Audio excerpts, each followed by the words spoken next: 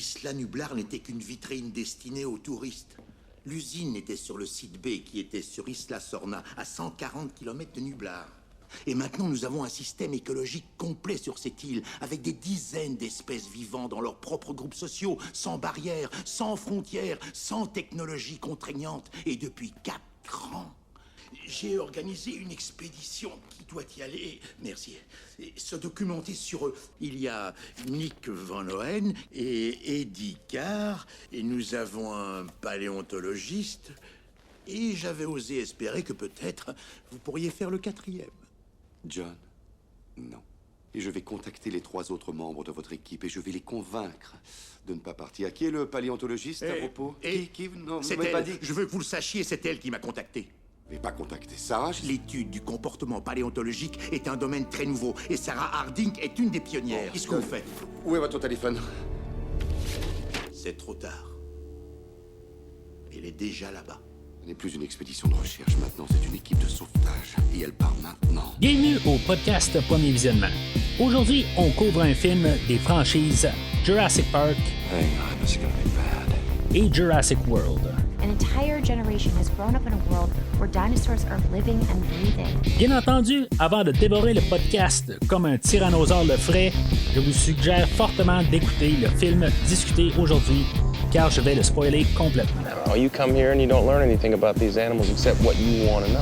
Now eventually you might have dinosaurs on your dinosaur tour, right? Bonne écoute. Welcome to Jurassic Park. Bienvenue sur Isla Sorna. Aujourd'hui, nous parlons du monde perdu, Jurassic Park, sorti en 1997 et réalisé par Steven Spielberg, avec Jeff Goldblum, Julianne Moore, Vince Vaughn, Richard Schiff, Vanessa Chester, Pete Postlethwaite, Arliss Howard et Richard Attenborough. Je suis Mathieu et dans toute l'historique des mauvaises idées, je crois bien que parler du film d'aujourd'hui, ça va être pas mal la pire idée. Alors, bienvenue dans la rétrospective des films des séries là, Jurassic Park, Jurassic World. Aujourd'hui, c'est ça, on est au 2e film dans cette franchise-là. Dans le fond, on va avoir 6 films total. La suite d'aujourd'hui, c'est le même réalisateur que le premier film, Steven Spielberg, qui revient en arrière de la caméra, basé sur un livre. En tout cas, on va en parler tantôt sur le livre. Mais le livre aussi a été écrit par le même auteur que le premier livre. Puis, en tout cas, supposément basé dessus. On va en parler dans genre 5 minutes. La rétrospective qu'on couvre au podcast, c'est en direction vers le nouveau film Jurassic World Dominion qui devrait sortir là, dans un peu moins de 2 mois. On va faire ça toutes les semaines jusqu'au nouveau film en gros. Plutôt ça va être coupé pour les Jurassic Park et les Jurassic World, puis on va juste faire la rétrospective là, des Top Gun là, dans quelques semaines, puis après ça on va finir avec la rétrospective des Jurassic World. Ça, c'est une la rétrospective des Top Gun, on parle de 2 films, puis la rétrospective de Jurassic Park, Jurassic World, on parle de 6 films. 2 quand même petites rétrospectives comparées à ce que j'ai fait là, dans les dernières années. Là. Si mettons on regarde, je vous inviterai à aller au site internet du podcast premiervisionnement.com. Vous allez tout voir les rétrospectives qui ont été couvertes au courant des années, comme la méga rétrospective là, des films de DC Comics, qui est une 40aine de films que j'ai couvert là-dedans, animé, pas animé, plus en live action, mais j'ai quand même couvert quelques films animés là-dedans, mais c'est énorme, la franchise de tous les films de James Bond qui a 28 films là-dedans. En tout cas, vous pouvez tout regarder là, sur le site internet là, du podcast premiervisionnement.com. Puis c'est ça le but du site internet. C'est sûr que vous pouvez toujours souscrire à quelque chose comme Spotify ou Apple Podcast, iTunes, ou en tout cas je sais plus comment qu'on l'appelle. Depuis quelques années, ça change de nom tout le temps. Mais c'est ça, en vous souscrivant quand même au feed du podcast, vous allez avoir chaque film qui sort dès sa sortie.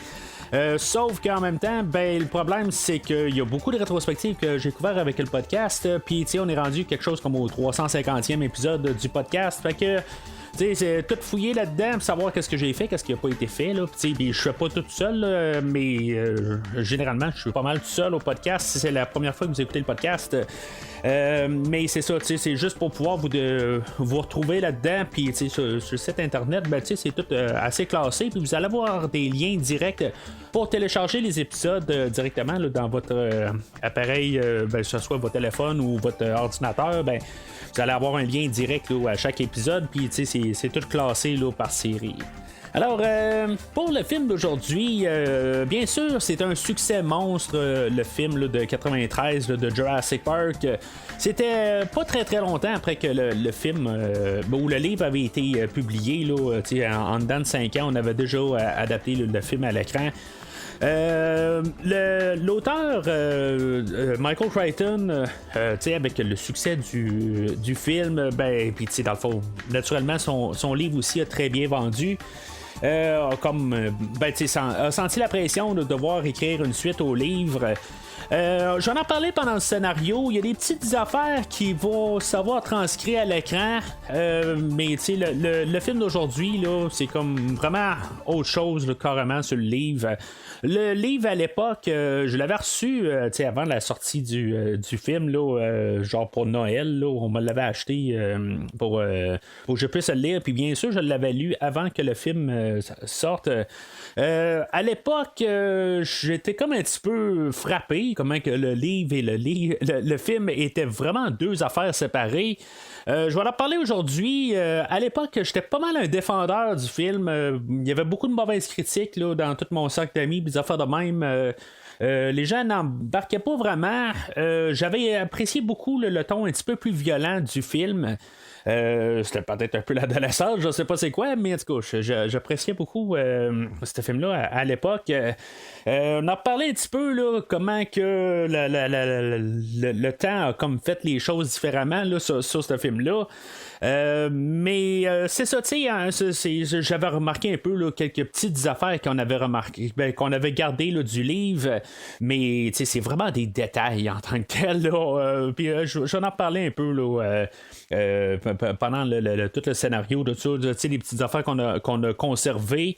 Mais en même temps, j'ai comme l'impression que c'était les deux projets là, se sont lancés un petit peu des idées, se sont appelés par téléphone dans le temps, puis ils ont dit je pense qu'on va faire ça de même, tout ça. Puis Spielberg arrive de son bord et dit ok, c'est beau, ça a l'air d'une bonne idée, tout ça. Puis là, il se retourne de bord puis il dit je regarde, il dit ben des affaires, tout ça. Puis on va prendre cette idée-là, mais on va comme pas faire exactement la même affaire, tout ça. Puis d'après moi, là, ça s'est terminé un petit peu là, sur le coin d'une table. On a écrit que des petites notes, tout ça, puis ils sont partis les deux là, de leur direction.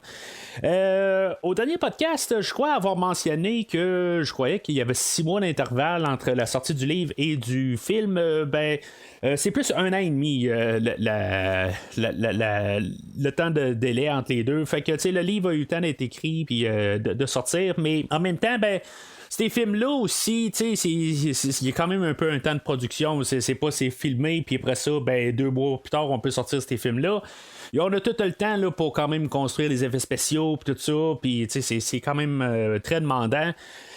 Surtout avec les écrans verts, tout ça, puis pour que ça matche avec les acteurs, puis en tout cas, toute la manière là, de monter le film. Là, puis, fait que c'est sûr qu'à quelque part, le film, le livre, une fois qu'il a été écrit, il y a eu quand même pas grand délai pour commencer là, à filmer le film, là, puis même à monter le script tout ça. Fait que c'est comme tout était assez écrit là, c'est comme clair à quelque part que ils se sont parlé, mais qu'on n'a pas vraiment là, été influencé beaucoup par le livre. On est parti vraiment là, dans deux idées différentes. Mais bien sûr, aujourd'hui, je parle plus du film. Là. C'est ça le but du podcast, c'est qu'on parle des films, on parle pas vraiment là, des livres, mais j'aime ça quand même toujours essayer de comparer avec le livre, puis voir qu'est-ce qu'on aurait pu faire, tout ça. Spielberg, que lui, dans le fond, c'est pas la première fois qu'il va revenir à à une franchise. Souvent, il va faire un premier film, puis des fois, il va passer là, pour les suites. Comme Les Dents de la Mer, il n'est pas retourné pour les suites. Mais pour les films d'Indiana Jones, il est comme retourné là, pour faire toutes les 3 suites qu'on a eues là, à la suite là, du premier film là, de 1980. Faut pas oublier que c'était quand même une très bonne franchise là, pour Steven Spielberg à l'époque. Mais, un petit peu un parallèle, en tout cas, à mon avis, puis, ça fait quand même une couple d'années là, que j'ai pas écouté les Indiana Jones. Puis, le deuxième film était quelque chose d'assez rough. Honnêtement, là, je sais pas si je l'écouterais pour le podcast, là, je serais capable là, d'y donner un verre, mais de mémoire, là, c'est un film qui est assez rough. Éventuellement, je parlais d'Indiana Jones, là, il y a un 5e film qui est en chemin, fait que vous pouvez peut-être mettre ça dans votre calendrier que je vais couvrir ça, puis je pense que c'est l'année prochaine, là, c'est pas mal certain de ça. Mais c'est ça, il n'y a pas juste Spielberg qui revient, l'écrivain là, qui avait co-écrit le premier film, aujourd'hui, il est juste comme solo dessus. On avait l'auteur et David Cope qui avait écrit sur le premier film, mais c'est ça. On a juste David Cope aujourd'hui là, qui revient en tant qu'écrivain du film.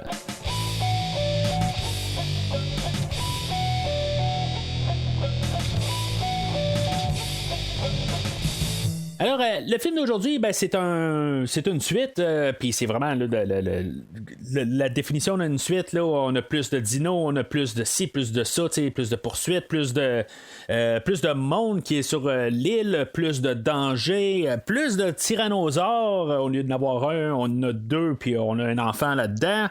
Ça, c'est pas mal là, les règles, dans le fond, établies pas mal là, par toutes les suites qu'on a eues là, au courant des années, mais c'est ça en tant que tel.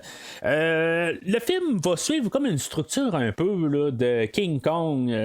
Puis, le premier film, là, c'était quelque chose que Steven Spielberg voulait envisager un peu. Là, il aimait quand même les films de King Kong. Fait que ça se voit aujourd'hui en bout de ligne là, que on a refait Jurassic Park, mais sur un format là, de King Kong. On va sur une île, on est attaqué par des dinosaures, puis on ramène le gros dinosaure en ville. Puis c'est pas exactement la même affaire, on s'entend, mais on parle de structure.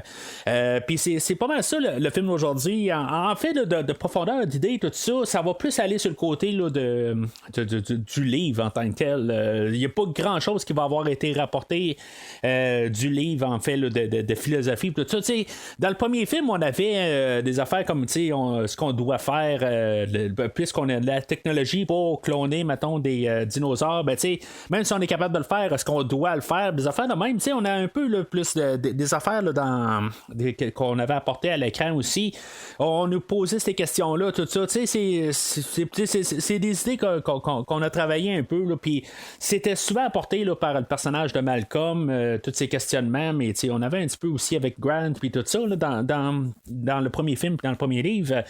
Dans le livre, on va parler beaucoup plus là, d'une question là, d'évolution, puis comment qu'on pourrait en arriver là.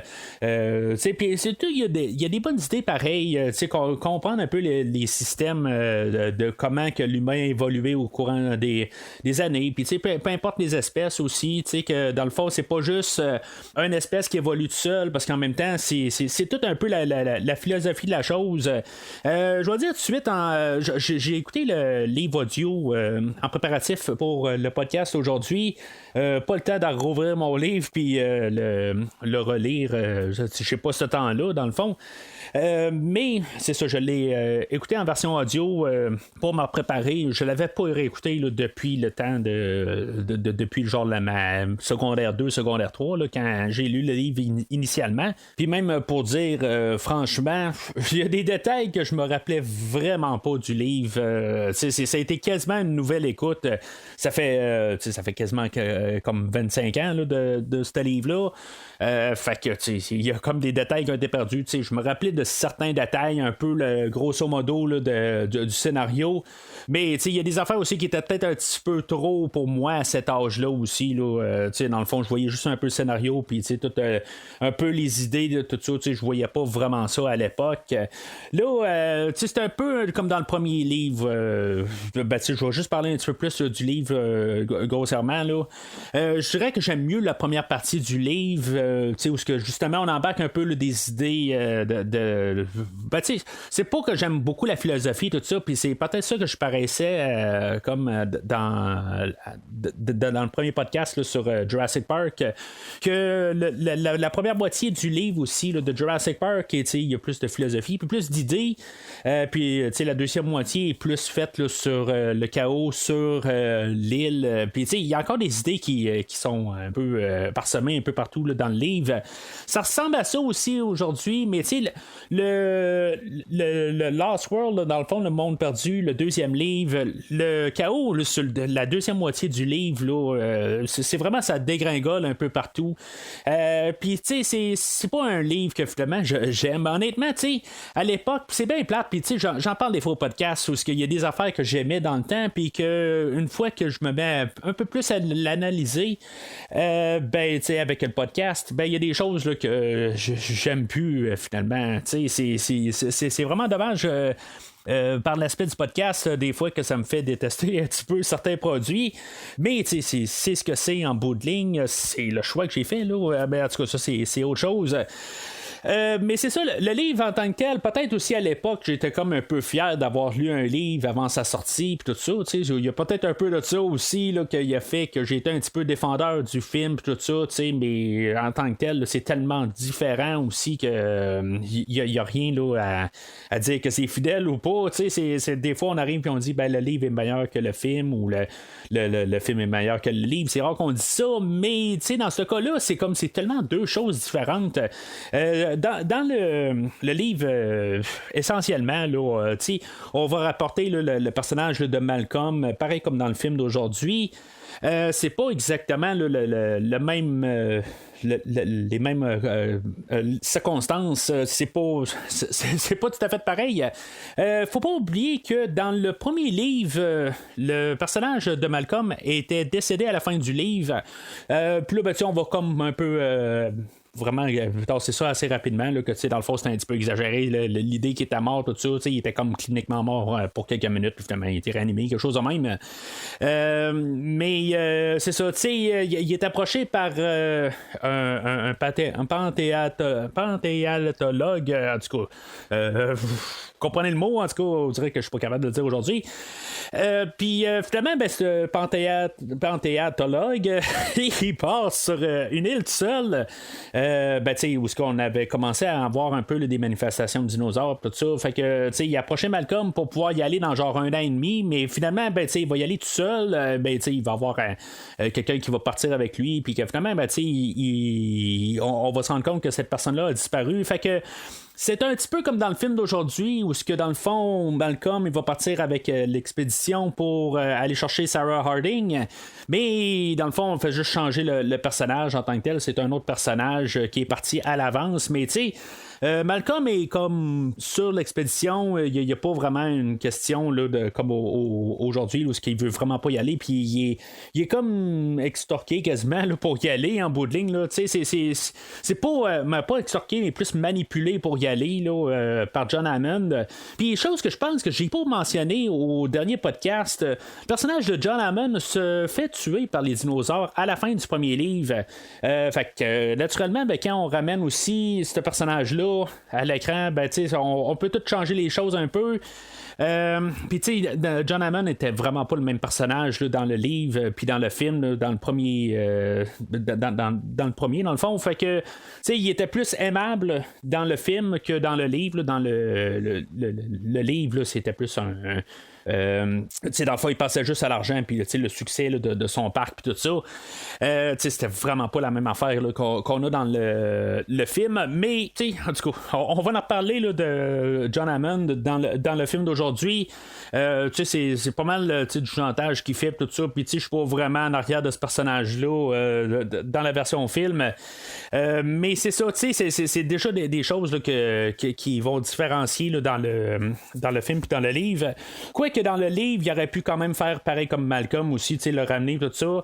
L'auteur Michael Crichton arrive puis il dit que il y avait besoin de Malcolm puis pas des autres, tout ça. Puis une question que Malcolm est plus comme avec sa théorie du chaos puis tout ça là, c'est comme son porte-voix quasiment là, le personnage de Malcolm. Fait que c'est pour ça que il est allé chercher là, spécifiquement Malcolm dans le premier livre. Puis je pense qu'il y avait une manière comme de le ramener justement là, dire juste s'il s'est fait vraiment blessé tout ça. Puis c'est correct pour ça en tant que tel. C'est ce qu'il a voulu. Dans le film, je sais pas exactement pourquoi qu'on ramène Malcolm, à part le fait que c'est Jeff Goldblum que tous les téléspectateurs avaient aimé comme personnage. Puis tout dans le fond, je pense que je l'ai dit même là, aussi là, dans ma conclusion, c'est comme le meilleur des personnages qui est plus le fun à voir. Sauf que là, en tout cas, ça va être un peu total quelque chose de différent là, qu'on va avoir avec le personnage. Puis même dans l'écriture du personnage, il est écrit différemment. Comparativement au premier film, mais en tout cas, ça je vais en reparler là, dans quelques minutes. Mais c'est ça, fait que il se ramasse sur l'île en train d'aller chercher le personnage là, il s'appelle Levine, puis en tout cas, il va avec tout l'équipage là, pour aller chercher ce personnage-là. Il va être pogné sur l'île. Puis, je vais juste mentionner de même que les personnages, c'est pas les mêmes. Il y a Eddie Carr qui va revenir dans le. Qui existe aussi là, dans le film aujourd'hui. Le personnage de Kelly, qui est la fille de Jeff Goldblum, dans le film d'aujourd'hui, ça n'a aucun rapport avec Ian Malcolm dans le livre. Puis, on a même un autre enfant qui est avec aussi, qui est dans le fond, qui est des étudiants. À Levine qui l'ont comme embarqué là, dans l'équipe là, pour aller le secourir, tout ça. Puis, mais tu sais, sont rentrés aussi clandestinement aussi, là, me semble, dans dans l'histoire, tout ça. Je dis me semble, c'est parce que en tant que tel, quand j'ai écouté le livre, j'avais pas de calepin pour me prendre des notes, fait que tu sais, j'ai comme tout noté ça dans ma tête. Puis ça fait, comme je l'ai mentionné là, au dernier podcast, il me restait juste comme un peu la fin à lire, mais ça fait juste une semaine et demie quand même que j'ai terminé le livre. Puis, en tout cas, c'est ça. Fait que, il y a des petits détails là, que j'ai pas repris note. Là, fait que, en gros, c'est ça. Puis en se ramassant sur l'île, c'est un petit peu la même histoire en bout de ligne, là, que finalement ils sont attaqués par des dinosaures, puis il y a 2 tyrannosaures, puis en tout cas il y a plus de petits T-Rex là-dedans, là, les enfants T-Rex, il y en a plusieurs.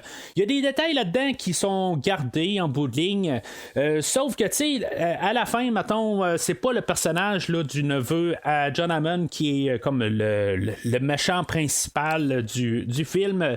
C'est le personnage de Dodgson qui était là, dans le premier film qu'on a vu. Dans le fond, c'est lui qui a embauché le personnage là, de Dennis Nedry pour voler les échantillons des dinosaures, puis dans le fond, qui devait amener là, dans une compagnie concurrentielle. Puis dans le fond, c'est ce personnage-là qui revient là, dans le livre. Un personnage qui est assez sombre en bout de ligne. On a le personnage là, de Sarah Harding aussi qui apparaît dans le livre. Sauf que elle, elle a déjà été en amour avec Ian Malcolm, mais ça, ils sont plus un couple dans le livre. Mais c'est ça, elle arrive après tout le monde au lieu de avant tout le monde dans le film. Puis dans le fond, elle va embarquer là, dans le même bateau que Dodgson. Puis dans le fond, en l'embarquant, ils sont pas trop certains de savoir c'est qui. Puis pendant la croisière, finalement, ils se rendent compte exactement de c'est qui. Puis tout ça. Fait que Dodgson va tenter de la tuer en bout de ligne. Il va essayer là, de la tirer là, dans l'eau, puis finalement, ben, elle va survivre, puis dans le fond, à la fin du livre, en bout de ligne, ils vont être les deux sous une voiture, dans le fond, pendant qu'il y a un tyrannosaure qui est pas loin d'eux autres. Puis finalement, ben, elle va le pousser en dehors là, de sous la voiture, puis que finalement, le tyrannosaure va le ramasser, tout ça. Puis ça va être ça un peu similaire dans le film d'aujourd'hui. Il va ramasser Dodgson, puis il va l'amener à son enfant, puis dans le fond, c'est ses enfants qui vont finalement bouffer Dodgson. C'est similaire comme idée, là, mais c'est pas à portée pareil. Là. C'est tout un peu des affaires de même dans le film et dans le livre. Il y a comme un peu l'idée, mais c'était vraiment interprété différemment là, dans le film. C'est une bonne chose, mauvaise chose.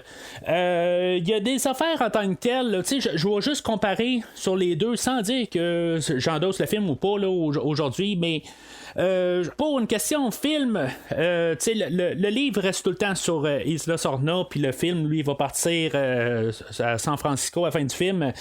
Je pense que le film va faire des bonnes décisions en tant que tel. Dans le fond, on est une suite, il faut en mettre un peu plus, tout ça. Mais en tant que tel, c'est ça un peu aussi le problème aussi. C'est à la fin, comment que ça va donner, tout ça, ça va être quelque chose, en tout cas, je vais en reparler tantôt. Mais en fait, l'idée globale, je pense que le film va avoir fait une meilleure suite que le livre en question. Je suis vraiment assez déçu là, de mon écoute là, du deuxième livre. À la fin, ça venait juste Raptor. Mais c'est parce qu'après un bout, faites d'autres choses à quelque part. Puis c'est pas mal ça, là, un peu la deuxième moitié du livre. Là. C'est tout le temps là, les tyrannosaures. Si c'est pas les tyrannosaures, c'est les vélociraptors. Puis tout le temps, c'est comme un peu ça revire tout le temps en rond. Fait que, honnêtement, le premier livre de Jurassic Park, je suis capable de l'endosser amplement. Le deuxième livre, c'est comme la première moitié que on a les petites idées là, d'évolution tout ça. C'est des idées qui ont passé un peu partout. Puis dans le fond, pas besoin de lire un livre de Jurassic Park pour entendre ces idées-là.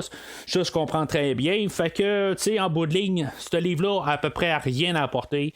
Sauf juste un peu plus encore des personnages qui se font poursuivre par des dinosaures. Quand en tant que tel, je pense que c'est plus le fun de les voir à l'écran que les imaginer en tant que tel.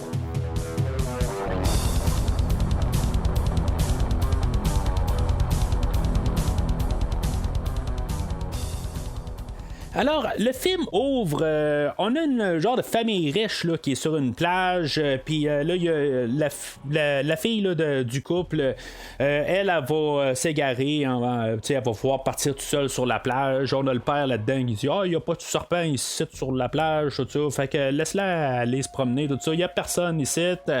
Fait que naturellement, elle va se promener, puis finalement, elle va tomber là, sur des petits dinosaures, là, des comme petits OK, vous avez compris exactement, c'est comme ça, c'est marqué.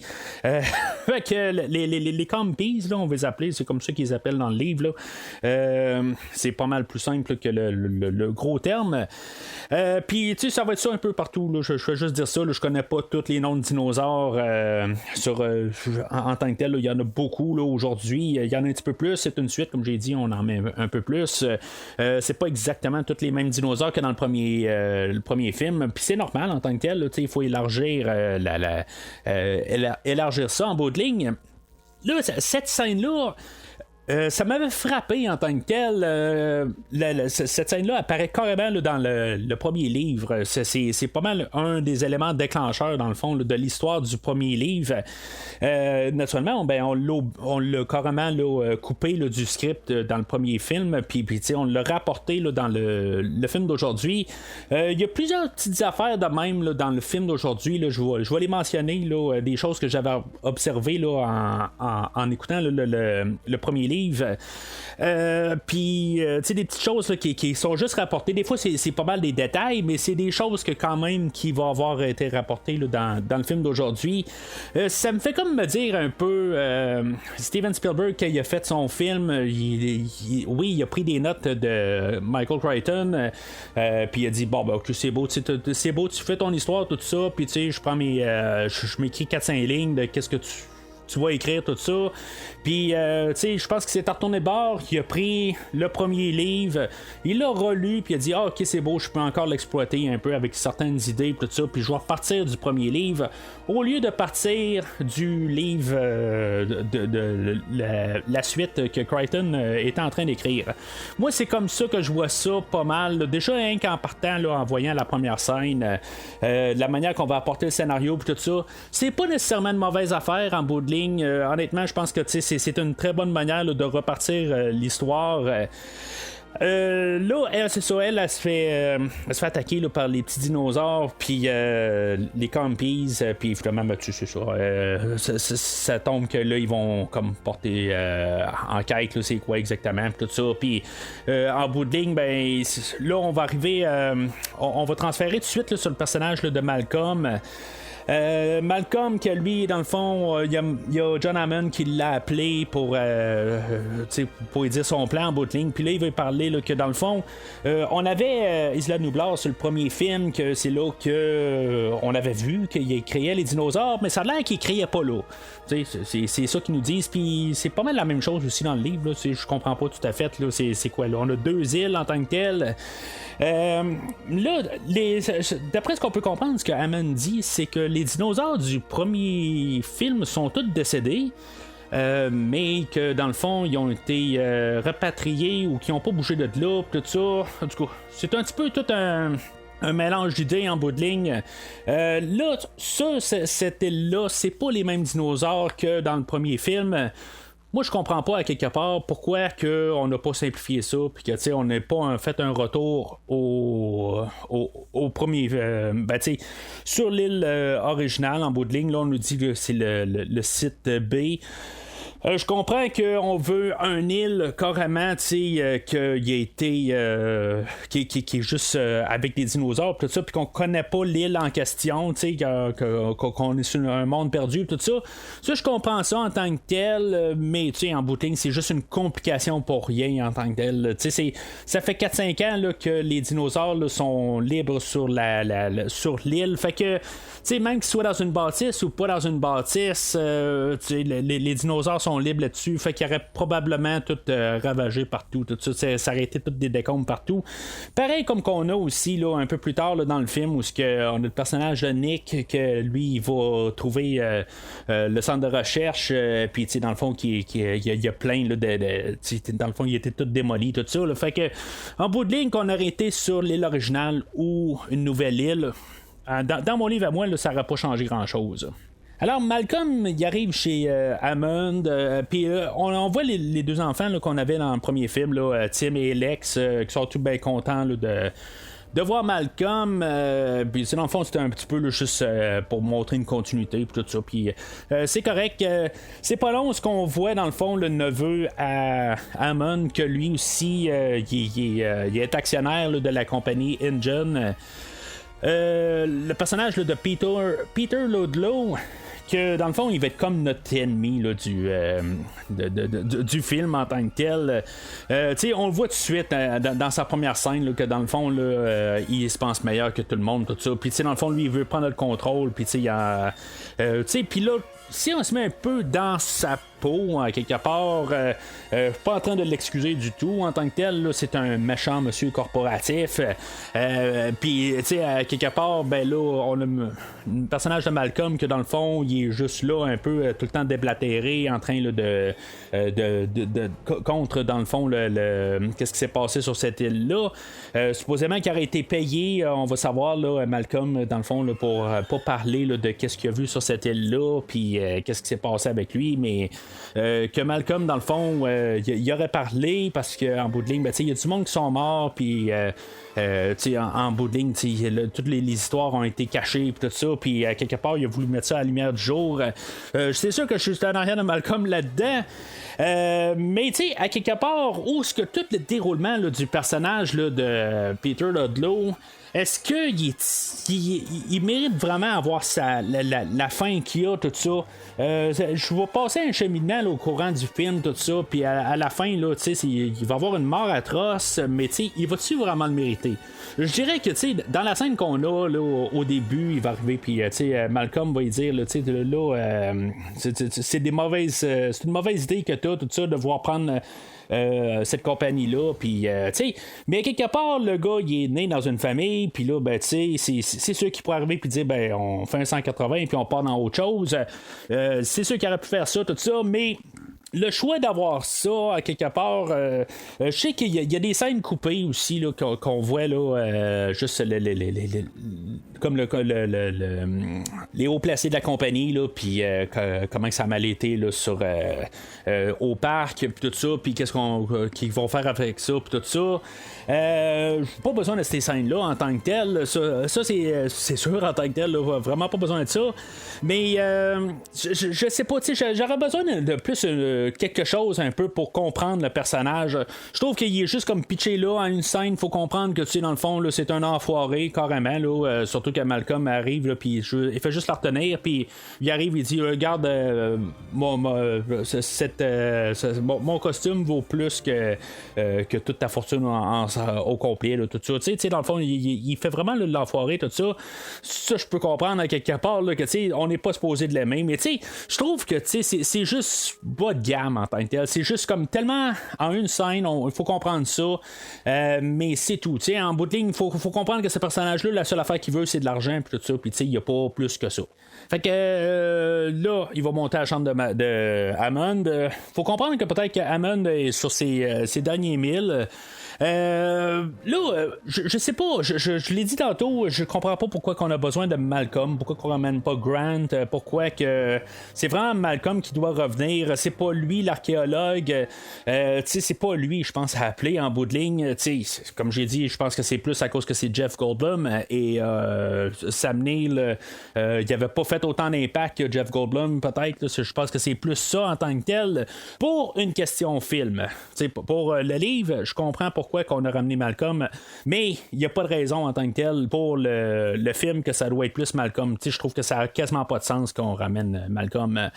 Fait que comme je dis aussi, je trouve que il est comme manipulé carrément pour être renvoyé dans l'île, mais c'est comme si on est comme supposé trouver ça, c'est donc bien le fun de revoir le personnage de John Hammond, puis même la manière que la scène a fini, où que dans le fond il est comme en train de compter sur ses doigts, que finalement il a réussi à avoir les 4 personnes aller sur l'île. Je trouve que c'est cruel qu'est-ce qu'il a fait dans le fond, puis c'est dangereux en tant que tel, il est comme en train de tout banaliser ça. Non, vous allez aller sur l'île, tout ça, tu t'es blessé, mais il n'y a pas de problème, tout ça, il n'y a pas de danger là-dedans. C'est comme à quelque part, c'est vraiment dangereux qu'est-ce qui s'est passé là, puis il y a vraiment un danger en tant que tel. Les vélociraptors puis les tyrannosaures, c'est comme s'il n'a pas compris exactement qu'est-ce qui s'est passé sur l'île à la fin de Jurassic Park. C'est comme si, mettons, il n'a pas raisonné, tout ça. C'est un peu ce que je disais aussi en bout de ligne. Est-ce que c'est juste une discussion à l'entour d'une table qui a fait qu'il va changer d'avis là, dans le premier film? Mais c'était à peu près ça en tant que tel. Ça a continué. Mais je comprends aussi l'idée que il a comme construit ça là, dans les années précédentes. Puis là, de juste laisser ça aller en quelques heures, c'est quelque chose qui peut être un peu difficile. Par la suite, on va apprendre aussi que on continue quand même à faire des recherches sur les dinosaures, tout ça, puis voir comment que ça évoluait là, sur l'endroit, tout ça. Mais c'est ça un petit peu, c'est la manière qu'on apporte Hammond dans cette histoire-là. C'est pas mal, je pense, pour faire ça vraiment rapide. Parce que, dans le fond, on sait tout de suite en dedans de 10 minutes là, qu'on s'en va, qu'on retourne sur une île peuplée là, de dinosaures. Puis c'est très assez expéditif. Il arrive, il dit bon, ben là, je vais t'avoir aussi là, un gars qui est expert en équipement sur le terrain. On a un panthéontologiste. En tout cas, je pense que je réussirais jamais à dire ce mot-là. Puis, il y a quelqu'un aussi là, qui est comme fort en documentation vidéo, tout ça. Fait que, tu sais, il y a ces 3 personnes-là qui vont accompagner Malcolm. Dans le fond, ce que Amand a besoin, c'est juste comme une bonne opinion publique pour être sûr que, dans le fond, son île, ça fait pas ramasser par, je pense, c'est le gouvernement cubain. Puis, tu sais, c'est juste pour ça, en bout de ligne. Est-ce que ça va marcher ou pas, tout ça, tu sais, c'est pas on suppose que oui, en bout de ligne, que, tu sais, ils ont bonne figure à quelque part à la fin du film d'aujourd'hui. En tout cas, je suis pas trop sûr en bout de ligne là, avec la fin, mais tu sais, c'est pas. C'est comme ce film-là, il veut pas vraiment aller sur vraiment les idées profondes des choses. Tu sais, le premier film a quand même assez bien fait ça en bout de ligne, parce qu'il a apporté des idées. Ça n'a pas été lourd, mais tu sais, il y avait quand même des bonnes idées. Puis tu sais, ça vaut la peine d'y penser. Genre d'affaires qu'on pensera pas aujourd'hui. Là, on va être introduit là, aux autres personnages. Là, on a le personnage là, de Nick qui est interprété là, par Matthew Vaughn. Pas nécessairement un gros fan là, de Matthew Vaughn, mais c'est lui qui est là aujourd'hui. C'est correct en bout de ligne. J'ai pas vraiment d'attachement à ce personnage-là. Je pense qu'on est supposé de peut-être essayer de l'aimer un peu. On est supposé peut-être de le trouver cool, quelque chose de même. Ce qui, je trouve, qui est un petit peu drôle, qu'il y a pas dans son introduction, il est là, il dit hey, j'ai travaillé pour Greenpeace. Puis là, tu sais, Malcolm il arrive, il dit t'es allé là pourquoi? Ben, il dit ben, pour rencontrer des femmes, tu sais, genre, il y a 80% là, de tout le monde qui travaille pour Greenpeace, c'est des femmes. C'est comme je me dis, puis il y a de l'air à porter jugement sur lui, mais c'est parce que, tu sais, Malcolm, dans le premier film, là, il est comme vraiment là, un chien en chaleur, là. C'est pas mal ça en tant que tel. Il couche avec personne, mais tu sais, il met ça assez clair qu'en bout de ligne, là, il court après tout. Fait que, tu sais, c'est comme tu as comme un peu le double discours, là, Monsieur Malcolm. Il va y avoir aussi là, la fille à Malcolm qui va être introduite aussi là, dans ces scènes-là. Puis, dans le fond, je trouve que c'est peut-être une bonne idée, ça, à quelque part, de juste au pire ramener un enfant. Puis, je comprends pourquoi qu'on amène un enfant là, dans le film. C'est une question de. Ça reste quand même un genre de film familial. Mais, en tout cas, je sais pas si ce film-là aujourd'hui est fait. Pour la famille au complet. T'sais, j'en ai parlé là, la dernière fois. Je pense que en famille, on peut s'amuser dessus, là, mais le film d'aujourd'hui, là, il va partir là, dans des directions assez plus sombres. Que je sais pas si la famille peut s'amuser à écouter le film d'aujourd'hui. ¿Qué tipo de cuentos? Pues de pescadores que se acercaron demasiado a las islas y nunca volvieron. Sí. Ce sont des histoires de pêcheurs qui se sont trop approchés de cette île et ne sont jamais revenus. Tengo la radio, tengo el teléfono satélite. Il a la radio, il a le téléphone par satellite. Mire, cuando necesite, llámeme. Podemos llegar en 2 horas. Oui, quand on aura besoin de lui, on appelle et il sera là dans les 2 heures. No me quedaré en este lugar. Mais il ne veut pas rester ici. No me quedaré en ningún lugar cerca de estas islas. Il ne veut pas rester près de ces îles. Se llaman las 5 muertes. Ils appellent ces îles las 5 muertes. Sí. Qu'est-ce que ça veut dire? Les 5 morts. C'est ce qu'il dit. Alors, notre équipe part sur l'île. C'est sûr qu'on entend un peu là, la musique thème là, de John Williams dans ces coins-là. La tune thème revient, tout ça. Je dirais que je pense que j'aime mieux un petit peu la trame sonore du film aujourd'hui. Comparativement au premier film, c'est ce que je trouvais au premier film, c'est comme on dirait que l'air principal là, du thème revient comme genre tout le temps. C'est pas le cas aujourd'hui, il va avoir composé d'autres thèmes, tout ça. Mais tu sais, il y a des drôles de scènes à quelque part.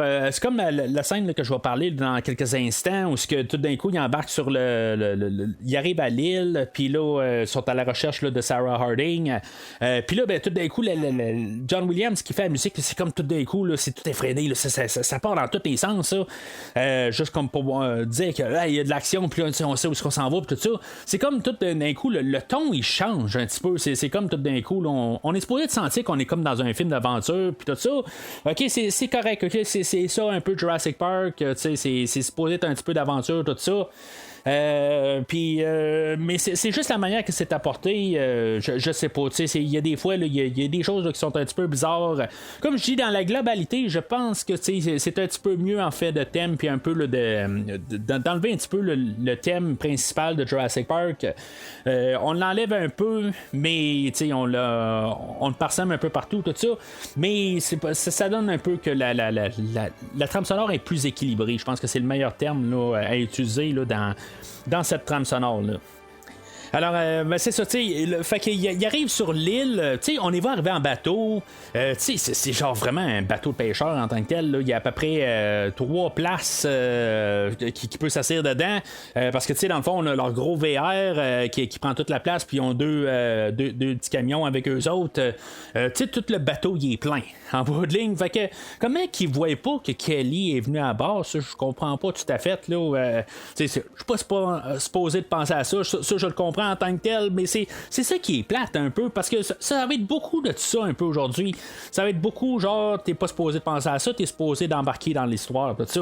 Fait que, c'est ça un petit peu qui va être vraiment tannant en tant que tel, mais je comprends aussi, là, on va embarquer notre monde sur l'île, on sait qu'on va arriver à ça, tout ça. Regarde, on est à 20 minutes du film, on est rendu à l'île tout de suite, puis on embarque tout de suite là, dans les poursuites de dinosaures, puis tout ça. On veut tout de suite, c'est ça qu'on veut en bout de ligne. Ça, je comprends un peu là, cette idée-là de vouloir foncer dans le tour.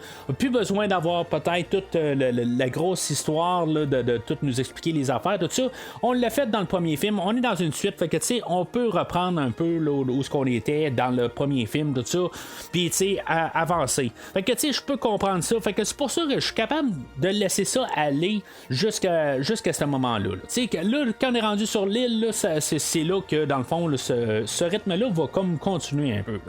Puis c'est beaucoup des fois dans les détails, mais c'est des détails qui m'ont toujours un petit peu gossé. Même si j'étais comme défendeur du film, puis j'ai comme je repense à moi-même, puis des fois je vais me demander comment j'étais défendeur de tout ça.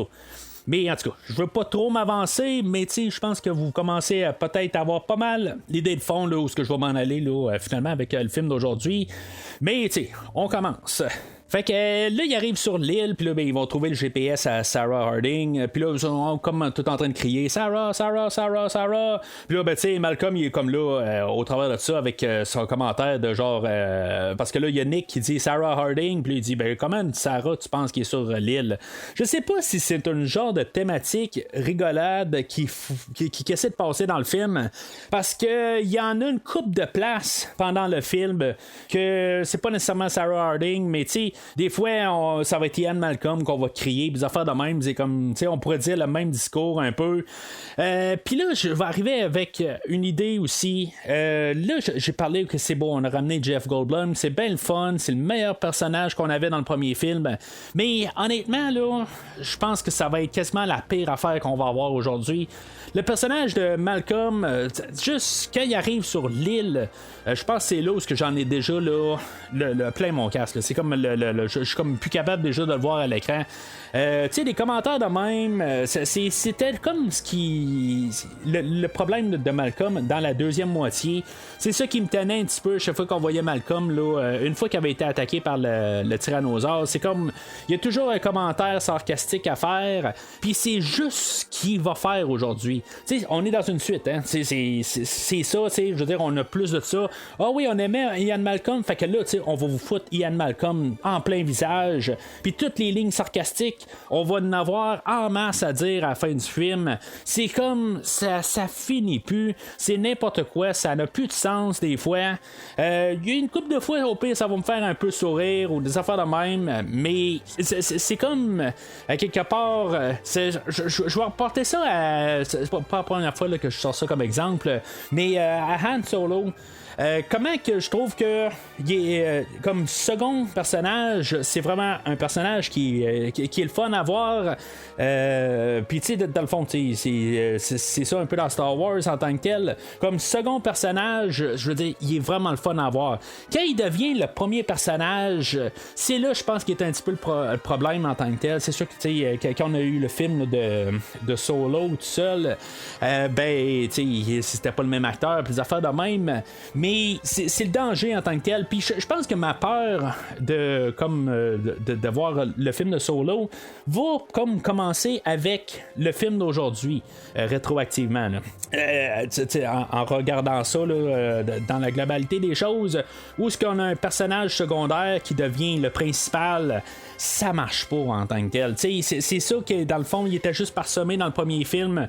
Ça devenait irritant, mais il était quand même toujours secondaire, puis il était pas tout le temps là. Fait que même s'il lançait des lignes, ça pouvait pas vraiment beaucoup affecter le film. Là, c'est comme il devient le film en tant que tel, puis ça devient vraiment irritant, puis c'est pas long. Puis, c'est même aussi son comportement. Parce que là, après ça, on a les stégosaures qui vont voir, puis qu'ils traversent, puis là, on a le personnage de Nick, puis de Eddie Carr qui sont là, puis là, ils disent hey, wow, les dinosaures, tout ça, puis sont comme tout époustouflés. Puis là, lui est là, ouais, on l'a déjà vu, puis tout ça. C'est comme, toi, là, il y a 4 ans de ça. T'avais la mâchoire à terre aussi, tu capotais. Eux autres, laisse-leur donc avoir leur petit moment de gloire. Arrête de péter la broue, tout ça. C'est ça qui me passe un peu dans la tête, à quelque part. Comment que, il est pas aimable. Honnêtement, là, j'ai bien de la misère à aimer Ian Malcolm dans ce film-là. Je trouve pas qu'il y a quelque chose de le fun en tant que tel. Il est trop sarcastique, puis à quelque part, il est sarcastique, mais il est pas de jugement sur les personnes, puis c'est comme à quelque part, il arrive, il dit là tu t'attendais à voir quoi quand t'arrivais sur l'île puis tout ça, on va dire la même affaire, Malcolm, c'est à quoi tu t'attendais dans le premier film quand on t'envoyait sur l'île, tu t'attendais à voir quoi, des vaches dans les champs, c'est quoi là, tu sais. Fait qu'en tout cas, là ils vont prendre des photos, puis là tout d'un coup comme par hasard ils vont tomber à côté là, de Sarah Harding, qu'elle aussi est en train d'observer les stégosaures. Là c'est la logique de savoir s'ils l'ont vu à côté ou pas, puis tout d'un coup ça a comme pas de sens à quelque part. Je comprends un peu là, juste pour faire un peu le plan qu'il est quand même assez drôle à voir. C'est correct en tant que tel, c'est pas une idée qui m'a vraiment dérangé tout le temps, mais c'est comme impossible qu'ils l'ont pas vu à côté de deux autres, surtout en parlant, mais qu'elle les a pas entendus. Je comprends que les stégosaures font du bruit, mais qu'ils l'ont pas entendu pareil, je trouve ça un petit peu tiré par les cheveux là. Julianne Moore qui fait le personnage de Sarah Harding, j'ai rien contre Julianne Moore en tant que telle, c'est pas une actrice qui me dérange à voir à l'écran. Mais plus que le film avance dans le film d'aujourd'hui, je pense que je l'aime mieux de plus en plus que le film avance. Au début, je la trouve un petit peu comme n'importe quoi en tant que tel, et juste un petit peu trop énervée. Mais tu sais, vers la fin du film, je vais plus embarquer avec le personnage. En tout cas, peut-être que je vais embarquer plus avec elle qu'avec le Dr Malcolm. Mais tu sais, c'est comme sont là pour nous expliquer un peu le fond là, de l'idée. Pour nous embarquer là, des personnages qui vont être courus par les dinosaures en bout de ligne. Là. Mais c'est ça, c'est pas quelqu'un qui va me déranger en tant que tel, mais honnêtement, là, elle apporte pas plus au film aussi. Là. C'est assez neutre. Là, elle va nous expliquer assez rapidement un peu aussi pourquoi que les dinosaures ont survécu. Puis elle va comme nous couper ça en plein discours. Elle va expliquer que dans le fond, là, les dinosaures, eux autres, ils devaient manger quelque chose dans le fond là, pour rester vivants. Puis là, elle commence à nous expliquer là, qu'il y en a qui mangent ça, puis qui pognent ça genre dans le gazon, quelque chose de même, puis qu'évidemment, ils sont mangés par les carnivores, tout ça. Fait que c'est comme ça qu'ils ont réussi à survivre, tout ça. On nous envoie ça vraiment rapidement. Puis, tu sais, on est comme pas supposé vraiment là, de penser à ça en bout de ligne. C'est ça un peu que je dis tantôt, parce que dans le fond, c'est comme, c'est pas grave ça. Tu sais, on est rendu sur l'île. C'est ça qu'on veut voir en tant que tel. On est sur Jurassic Park, puis tu sais, on veut juste voir du monde qui se font courir là, par les dinosaures, puis se font attaquer, tout ça, puis comment que dans le fond, les effets spéciaux vont être cool, tout ça. Puis, tu sais, c'est ça qui en bout de ligne, qui a l'air d'être dans la tête là, de M. Spielberg quand on arrive sur l'île. Tu sais, vous voulez nous amener au plus rapidement sur l'île pour qu'on aille ça. Puis, tu sais, on écoute une suite. On le sait suite en rentrant, c'est la suite d'un film, c'est un film, c'est un blockbuster, c'est un film là, d'effets spéciaux, tout ça. Puis naturellement, il faut en mettre plus dans le deuxième film. C'est ça que c'est la nature de la chose. Là, Harding, elle va arriver, puis elle va prendre une caméra photo là, que Nick avait apportée, puis là, elle va commencer à prendre des photos là, du stégosaure, carrément dans son visage, mais là, c'est comme genre la caméra de la mort, là, faut croire, là, parce que là, aussitôt là, qu'elle prend ses photos, là, tout d'un coup, ça se met à rembobiner, là, puis là, ça l'insulte carrément là, le stégosaure, là, puis là, il part à les attaquer, là, parce que les capotes ne comprennent pas c'est quoi ce son-là, là.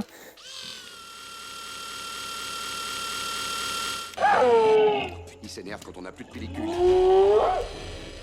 Mais tu sais, je vais avouer que j'ai jamais vraiment compris pourquoi que... Tu sais, c'est beau, ça rembobine, ça fait un son. Mais en bout de ligne, j'aurais juste compris pourquoi que le stégosaure s'est comme reculé. Mais là, de commencer à l'attaquer, pis tout ça, c'est n'importe quoi rendu là. C'est comme ce film-là vient de nous dire que il va se passer n'importe quoi, puis que dans le fond, on va essayer de mettre nos personnages en danger, puis c'est ça en bout de ligne. C'est ça qu'on va nous dire tout de suite carrément avec la scène là, avec la caméra. Là. Fait que là, c'est ça, ils vont retourner à leur VR, puis là, ben, c'est là qu'ils vont se rendre compte que Kelly était cachée à bord là, du VR, puis là, il va y avoir Malcolm qui va comme se chicaner là, avec Harding là, pour lui dire là, ben, là, qu'il n'y avait pas d'affaire là, puis que dans le fond, je sais pas, ils se parlent pas souvent, là, ça a l'air, là, c'est un couple, mais en bout de ligne, ils sont peut-être des mois sans se parler, tout ça, ça a l'air que c'est pas rendu compte qu'elle était partie, elle, depuis plusieurs jours. C'est comme c'est n'importe quoi quelque part là, mais je comprends l'idée là, je le dis là, en tant que tel, c'est ça qu'on voulait faire, on est une suite tout ça, puis ça passe, mais c'est comme un peu la comédie tout ça, je sais pas, j'aime un peu l'idée par contre parce que Malcolm va arriver puis il est en train de chicaner avec là, il est en train là, de dire à Kelly là, ramasse-toi, mais en bout de ligne, écoute pas notre conversation, puis là peut-être tu devrais sortir de la salle. Ah mais non, mais tu sais, rentre en dedans parce que là, c'est dangereux, il peut y avoir n'importe quel dinosaure qui sort, tout ça, je trouve ça drôle un petit peu quand même. Ben, tu sais, drôle, je suis pas en train de ha, là, on s'entend, là. Mais c'est correct pour ces scènes-là. Là, ils vont se retourner de bord, puis là, ils vont entendre des hélicoptères arriver, puis là, c'est là où on va se rendre compte que c'est l'équipe à Ludlow qui va arriver, dans le fond, là, le neveu à John Hammond, que lui, il va arriver avec son équipe. Dans le fond, lui, là-dedans, ils vont vouloir capturer des dinosaures pour ouvrir un Jurassic Park, mais pas sur une île. Ils vont vouloir l'amener là, carrément là, en plein ville là, à San Francisco. Plutôt San Diego, excusez. Même tantôt, je pense que j'ai dit San Francisco, là, mais c'est San Diego. C'est, moi, les deux, là, de San Diego et San Francisco, je sais pas. Je sais pas plus. Je suis pas capable de pointer exactement là, c'est où les deux. Là. Je pointerais que c'est aux États-Unis, puis c'est pas mal ça, là, mais en tout cas. Fait que eux autres arrivent, puis tu sais, dans le fond, c'est pas mal là que toute la scène où ce qu'on voit le monde débarquer, puis sont tous en train de pourchasser là, plein de dinosaures, tout ça. C'est là que vraiment je me rends compte que je suis vraiment pas en train d'écouter là, le premier film de Jurassic Park. Tu sais, que dans le fond, on va partir là, dans une totale direction différente. Que tu sais, si mettons tu vas être là en famille, puis tu t'amuser à voir des dinosaures, puis le monde courir un peu, puis tu sais, sans dire que ça va tout le temps être léger, des affaires de même, mais là, tu sais, honnêtement, je trouve que c'est assez rough comme scène, tu sais, les pauvres bêtes là, qui se font attaquer de même pour se faire ramasser, puis tu sais, dans le fond, c'est assez brutal. C'est une scène qui est assez lourde en tant que telle, là, tu sais, c'est pas tout à fait le fun à voir. On a l'introduction là, du personnage là, de Roland Tembo là-dedans, joué par Pete Postlethwaite, que lui, je pense qu'il était plus connu là, pour le film là, The Usual Suspects qui était sorti là, 1 an ou 2 avant ça. Je pense qu'il avait joué aussi là, dans excusez, il avait joué dans Alien 3 une couple d'années avant là, que je n'ai parlé là, en début d'année. Puis tu sais, c'est vraiment bizarre ce personnage là, tu sais, il veut c'est comme s'ils veulent que ce soit un bon personnage, mais qu'en tant que tel il y a comme des pas des moralités douteuses, mais tu sais, dans le fond, tu sais, c'est il va sortir un genre de gros monologue là, en face là, du personnage là, de Ludlow. Annulez cet ordre. Quoi? Pourquoi? C'est une piste de gibier, monsieur Ludlow. Les carnivores chassent sur les pistes de gibier. Vous voulez établir un camp de base ou un buffet? Trouvons un nouvel emplacement, d'accord? Terminé. Peter, si vous voulez que j'organise votre petit safari, il y a 2 conditions. La première, c'est moi qui dirige. Quand je ne suis pas là, c'est Dieter. Tout ce que vous avez à faire, c'est signer les chèques, nous dire qu'on fait du bon boulot et ouvrir votre caisse de whisky quand on a eu une bonne journée. Deuxième condition, mes honoraires. Je vous les demande pas. Tout ce que je veux en échange de mes services, c'est le droit de chasser un de ces tyrannosaures. Un mâle uniquement. Comment et pourquoi, c'est mon affaire. Maintenant, si une de ces 2 conditions ne vous plaît pas, continuez seul. Et allez-y, établissez votre campement ici, ou dans un marais, ou au beau milieu d'un nid de T-Rex, ça m'est égal. Mais moi, j'ai trop fait de safari avec de riches dentistes pour écouter une fois de plus ces idées suicidaires. D'accord? Puis, tu sais, avec ce dialogue-là, c'est comme un peu son introduction, là, quelque part, lui, il veut chasser là, le tyrannosaure, puis là, il arrive, là, il dit, ben, tu sais, ta somme, là, de. Tu sais, t'as voulu m'acheter, mais en bout de ligne, tu sais, moi, là, en bout de ligne, là, tu sais, je suis un chasseur dans l'ombre, quasiment, là, puis, tu sais, je veux chasser le tyrannosaure, puis, tu sais, moi, c'est ma fierté, puis tout ça, puis, tu sais, là, ça va marcher de la même manière, puis c'est mon équipe, puis tout ça, ça marche de même, tout ça. Tu sais, il est comme supposé pour vous montrer d'une manière, ok, c'est beau, c'est ce qu'il est, mais je sais pas en tant que tel que ce personnage-là, si j'embarque avec ou pas. Je pense que pendant le film, même Spielberg, je pense qu'il sait pas exactement de quel bord tu veux mettre ce personnage-là. Y est-tu du bon bord? Y est-tu d'un côté gris? Y est-tu sombre? Quelque chose de même. À la fin, en bout de ligne, la dernière fois qu'on va le voir, il va comme revirer de bord puis il va dire, tu sais, moi j'ai la compagnie de la mort ici, là, moi je veux plus rien savoir de ça. C'est comme, t'as sorti ça où, là? Tu sais, c'est n'importe quoi, là. Quelque part, c'est lui qui, dans le bout de ligne, là, qui va avoir attaqué l'enfant tyrannosaure, puis que, tu sais, qui va y avoir cassé une jambe, puis pour essayer d'attraper le tyrannosaure, tout ça. Puis après ça, tu sais, c'est comme quelque part, t'arrives à la fin, puis tu dis, ben là, tu sais, moi, j'ai assez fait le temps là, dans la compagnie de la barre, tout ça. C'est comme, de quoi tu parles, là?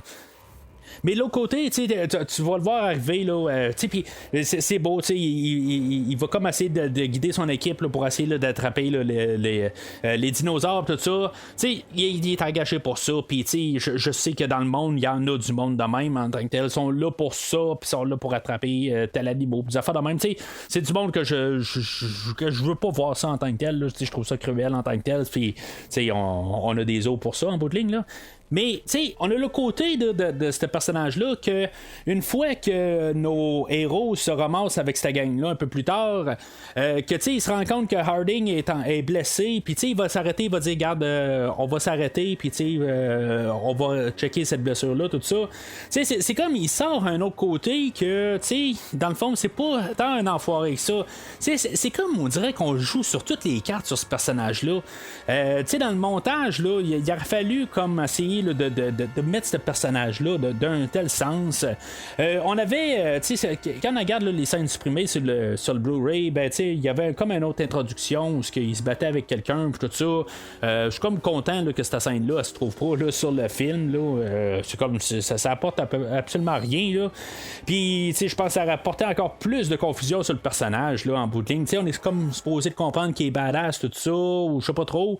Mais en même temps, tu sais, c'est comme, c'est un enfoiré, puis on le voit aussi, là, tout de suite, là, avec les animaux, tout ça. Fait que c'est comme, c'est vraiment un personnage là, qui est tout n'importe quoi, là. Je sais même pas si au podcast, là, j'ai un personnage que j'ai déjà parlé que il est, tu sais, qui essaie d'être approfondi, mais en bout de ligne, on sait même pas qu'est-ce qu'on veut faire avec ce personnage-là.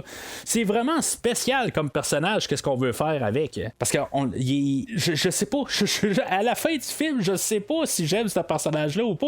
Il part dans tous les sens. C'est vraiment n'importe quoi. Alors, la nuit, elle tombe, puis là, nos héros, qu'en bout de ligne, ils voient tout ça aller, là, puis là, dans le fond, là, ils capotent un peu. Fait que là, eux autres, ils se rendent compte aussi là, qu'il y a, attendez le jeu de mots là, que je vais faire, là. Il y a le petit Rex. Là, bien entendu, oui, le petit Rex. En tout cas, que lui, il s'est fait casser sa jambe, dans le fond, pour attirer le tyrannosaure, puis que finalement, pour que le personnage là, de Roland Tembo réussisse à tuer son tyrannosaure. Mais c'est ça, nos héros, eux autres, là, ils vont tout. trouver la cage de tous les dinosaures puis vont les laisser aller. Dans le fond, eux autres ont attaqué les animaux, puis tous les animaux vont rattaquer toute l'équipe là, à l'eau de l'eau. Puis c'est ça, ils vont se sauver avec le petit Rex vers le VR pour essayer, dans le fond, de le soigner. Naturellement, Malcolm, lui, il arrive puis il dit c'est pas une bonne idée d'amener un petit Rex ici, parce que le T-Rex, lui, il va arriver. Mais, juste retourner en arrière 2 secondes, c'est comme pour montrer aussi que là, l'équipe à l'eau de l'eau, il va arriver, puis ils vont dire, ben là, on n'est pas tout seul sur l'île, puis, dans le fond, ils vont comme montrer qu'on a les bons puis les machins, il faut juste comprendre ça. C'est comme quelque part, ça n'aura pas vraiment d'incidence entre les personnages en bout de ligne, parce qu'éventuellement, ils vont aller les secourir, puis ils vont tous comme s'unir ensemble en quelque part. Mais c'est ça, fait que là, on se ramasse dans le VR où est-ce qu'on va essayer là, d'arranger là, la jambe au petit Rex. Puis finalement, on a Malcolm que lui, sa fille Kelly, elle se sent pas à l'aise là-dedans, quelque part, puis elle sait que il y a peut-être un peu de danger, fait que elle va le voir aller rejoindre Eddie, que lui, il est dans une cage comme désert, dans le fond, suspendu, il est genre dans un arbre, mais qui est genre plus haut que tous les autres arbres, parce que dans le fond, on voit les arbres en dessous, mais cet arbre-là est plus haut. Là. En tout cas, c'est juste que ça fait partie du livre en tant que tel. Fait que je pense qu'on a ramené ça. C'est là où ici qu'on voit quand ils sont dans cette cage-là que les effets spéciaux sont pas autant hot que dans le premier film. C'est dans ces scènes-là pas mal là, qu'on se rend compte que on dirait que ce film-là a été botché. Dans le premier film, là, j'avais à peu près rien à dire là, contre les effets spéciaux. Puis tout, là, comme la prochaine demi-heure, là, les effets spéciaux, là, c'est comme... C'est dégueulasse, là. Tu sais, même quand les tyrannosaures vont attaquer là, le VR, il y a certains effets que c'est correct, mais en tant que tel, je pense qu'on a une grosse tête de T-Rex aussi, là. Tu sais, c'est pas d'animation, là. Tu sais, on a juste comme une grosse tête de T-Rex qu'on met en face là, de les fenêtres, tout ça. Puis, tu sais, le T-Rex, il paraît encore très bien, là, pour le film, là. Ben c'est juste que quand nos personnages sont suspendus là, sur le bord du ravin, puis c'est peut-être un parallèle à King Kong là-dessus, là, où on a le ravin, mais c'est pas. Je pense que c'est la mer à quelque part. Là, il se ramasse sur le bord d'un ravin, parce qu'il se ramasse sur le bord d'un ravin. Là. Il était là au début, là, mais en tout cas, pas nécessairement à la meilleure place, je pense que tu veux être. Là. Mais c'est ça, tu sais, Malcolm, dans le fond, quand il va porter sa fille, là, c'est là que les tyrannosaures sont en chemin. Là, il essaye de les appeler. Puis là, pendant que Harding et Nick sont en train là, d'essayer là, d'arranger là, la patte du petit Rex, puis tu sais, c'est comme il appelle, puis là, il arrive pour aller prendre le téléphone, puis Harding a dit non, tu réponds pas le téléphone, là, tu sais, viens m'aider. C'est encore un peu des petites niaiseries de même qui font que, tu sais, c'est comme réponds au téléphone, là, tu sais, je veux dire, c'est sûr que c'est pas ta belle-mère qui est en train d'appeler là, en ce moment, là, tu sais, c'est comme quelque part, là, il y a probablement quelque chose là, d'assez urgent quelque part, mais c'est ça, c'est comme je comprends quelque part, c'est pour amener à la prochaine scène là, l'attaque du tyrannosaure, puis finalement c'est ça, on est une suite, fait que on n'a pas juste un tyrannosaure, on a 2 tyrannosaures, fait que là le tyrannosaure va attaquer le VR une fois qu'on va y avoir remis son petit Rex, puis dans le fond il va pousser la moitié, parce que le VR il est comme en 2 sections, puis une fois qu'il y a une section qui est comme en train là, d'être coincé là, sur le bord de la falaise, puis c'est comme il arrête là, c'est quoi, il pousse, mais là tu sais comme je pense qu'il a eu son compte quelque part, le VR là, moi c'est pas vrai là, quelque part là, moi je veux juste qu'ils comprennent là, tu sais, voyons, le tyrannosaure là, je pense que si ça s'est rendu à là vouloir pousser le monde qui sont à bord du VR, ben tu sais, je pense qu'il aurait poussé le VR au complet. C'est ce qu'il a fait dans le premier film en bout de ligne. Il a tiré une des voitures là, dans la falaise. C'est comme un peu la même affaire que dans le premier film. Là. Puis, c'est quoi? Là, il pousse pas le VR totalement, il fait juste pousser la moitié. C'est comme ça se tient pas. Je comprends que nos personnages seraient morts, mais à quelque part, on les a mis dans cette situation-là. C'est comme. C'est quoi? Là, une fois que là, il se rend compte là, qu'il va essayer de remonter là, dans le VR pour essayer de sortir de là, éventuellement, il entend là, des coups de klaxon, puis il y a Eddie qui est en train là, de voir venir les secourir. J'aime cette scène-là en tant que telle. Je trouve ça un petit peu. C'est genre, j'aurais pris plus de ça un peu. En tant que tel, il est comme tout en train là, de tout faire en son pouvoir pour pouvoir les secourir. Il est en train là, d'attacher le VR. Puis je trouve que l'humour elle passe au travers, mais elle est comme réelle. C'est comme pas ce que Malcolm nous fait tout le temps. C'est comme lui qui essaie de rajouter le bout d'humour. L'humour elle se fait tout seul. Où il est en train de tout faire, puis là tout d'un coup, ben là il se rend compte que son petit Jeep, il est en train de se faire tirer à cause que le VR est en train là, de tomber là, de la falaise. Fait que tu sais, c'est comme il fait tout, puis là il est toujours en train là, d'essayer là, d'empêcher là, que le VR tombe, puis il y a tout le temps quelque chose. Tu sais, j'aime quand même cette scène-là. Puis tu sais, il fait tout en son pouvoir. Puis malgré tout, ben, tu sais, il y a les tyrannosaures qui finalement y arrivent, puis que finalement là, ils vont le manger. C'est assez cruel en bout de ligne. Tu sais, je veux dire, il se fait manger la tête par un tyrannosaure, puis il y a l'autre tyrannosaure qui pogne les jambes, puis dans le fond, il se fait déchirer en deux. C'est vraiment cruel pour un personnage qui est dans le fond là, qui avait vraiment là, la bonne volonté. Dans le fond, il aurait pu les suivre en bout de ligne. Son Jeep était accroché au VR, puis si le VR il passait, ben lui aussi, il allait probablement tomber aussi. Fait que pour un personnage de même, puis qu'il y a une fin atroce de même, c'est cruel de ma part, mais j'adore cette scène-là. Mais je vais faire remarquer que le personnage là, de Eddie Carr dans le livre, c'est un des seuls personnages là, qu'on a ramené là, dans le livre.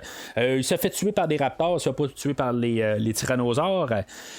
Mais c'est ça, fait que là, tu sais, c'est une autre affaire aussi. Tu sais, il arrive, puis là, il va lancer là, la corde au bout de son Jeep, puis il va dire, tu sais, avait besoin d'autre chose, quelque chose de même. Malcolm va dire, bah oui, tu sais, amène 3 cheeseburgers, pis tout ça, qu'est-ce qu'ils veulent dedans.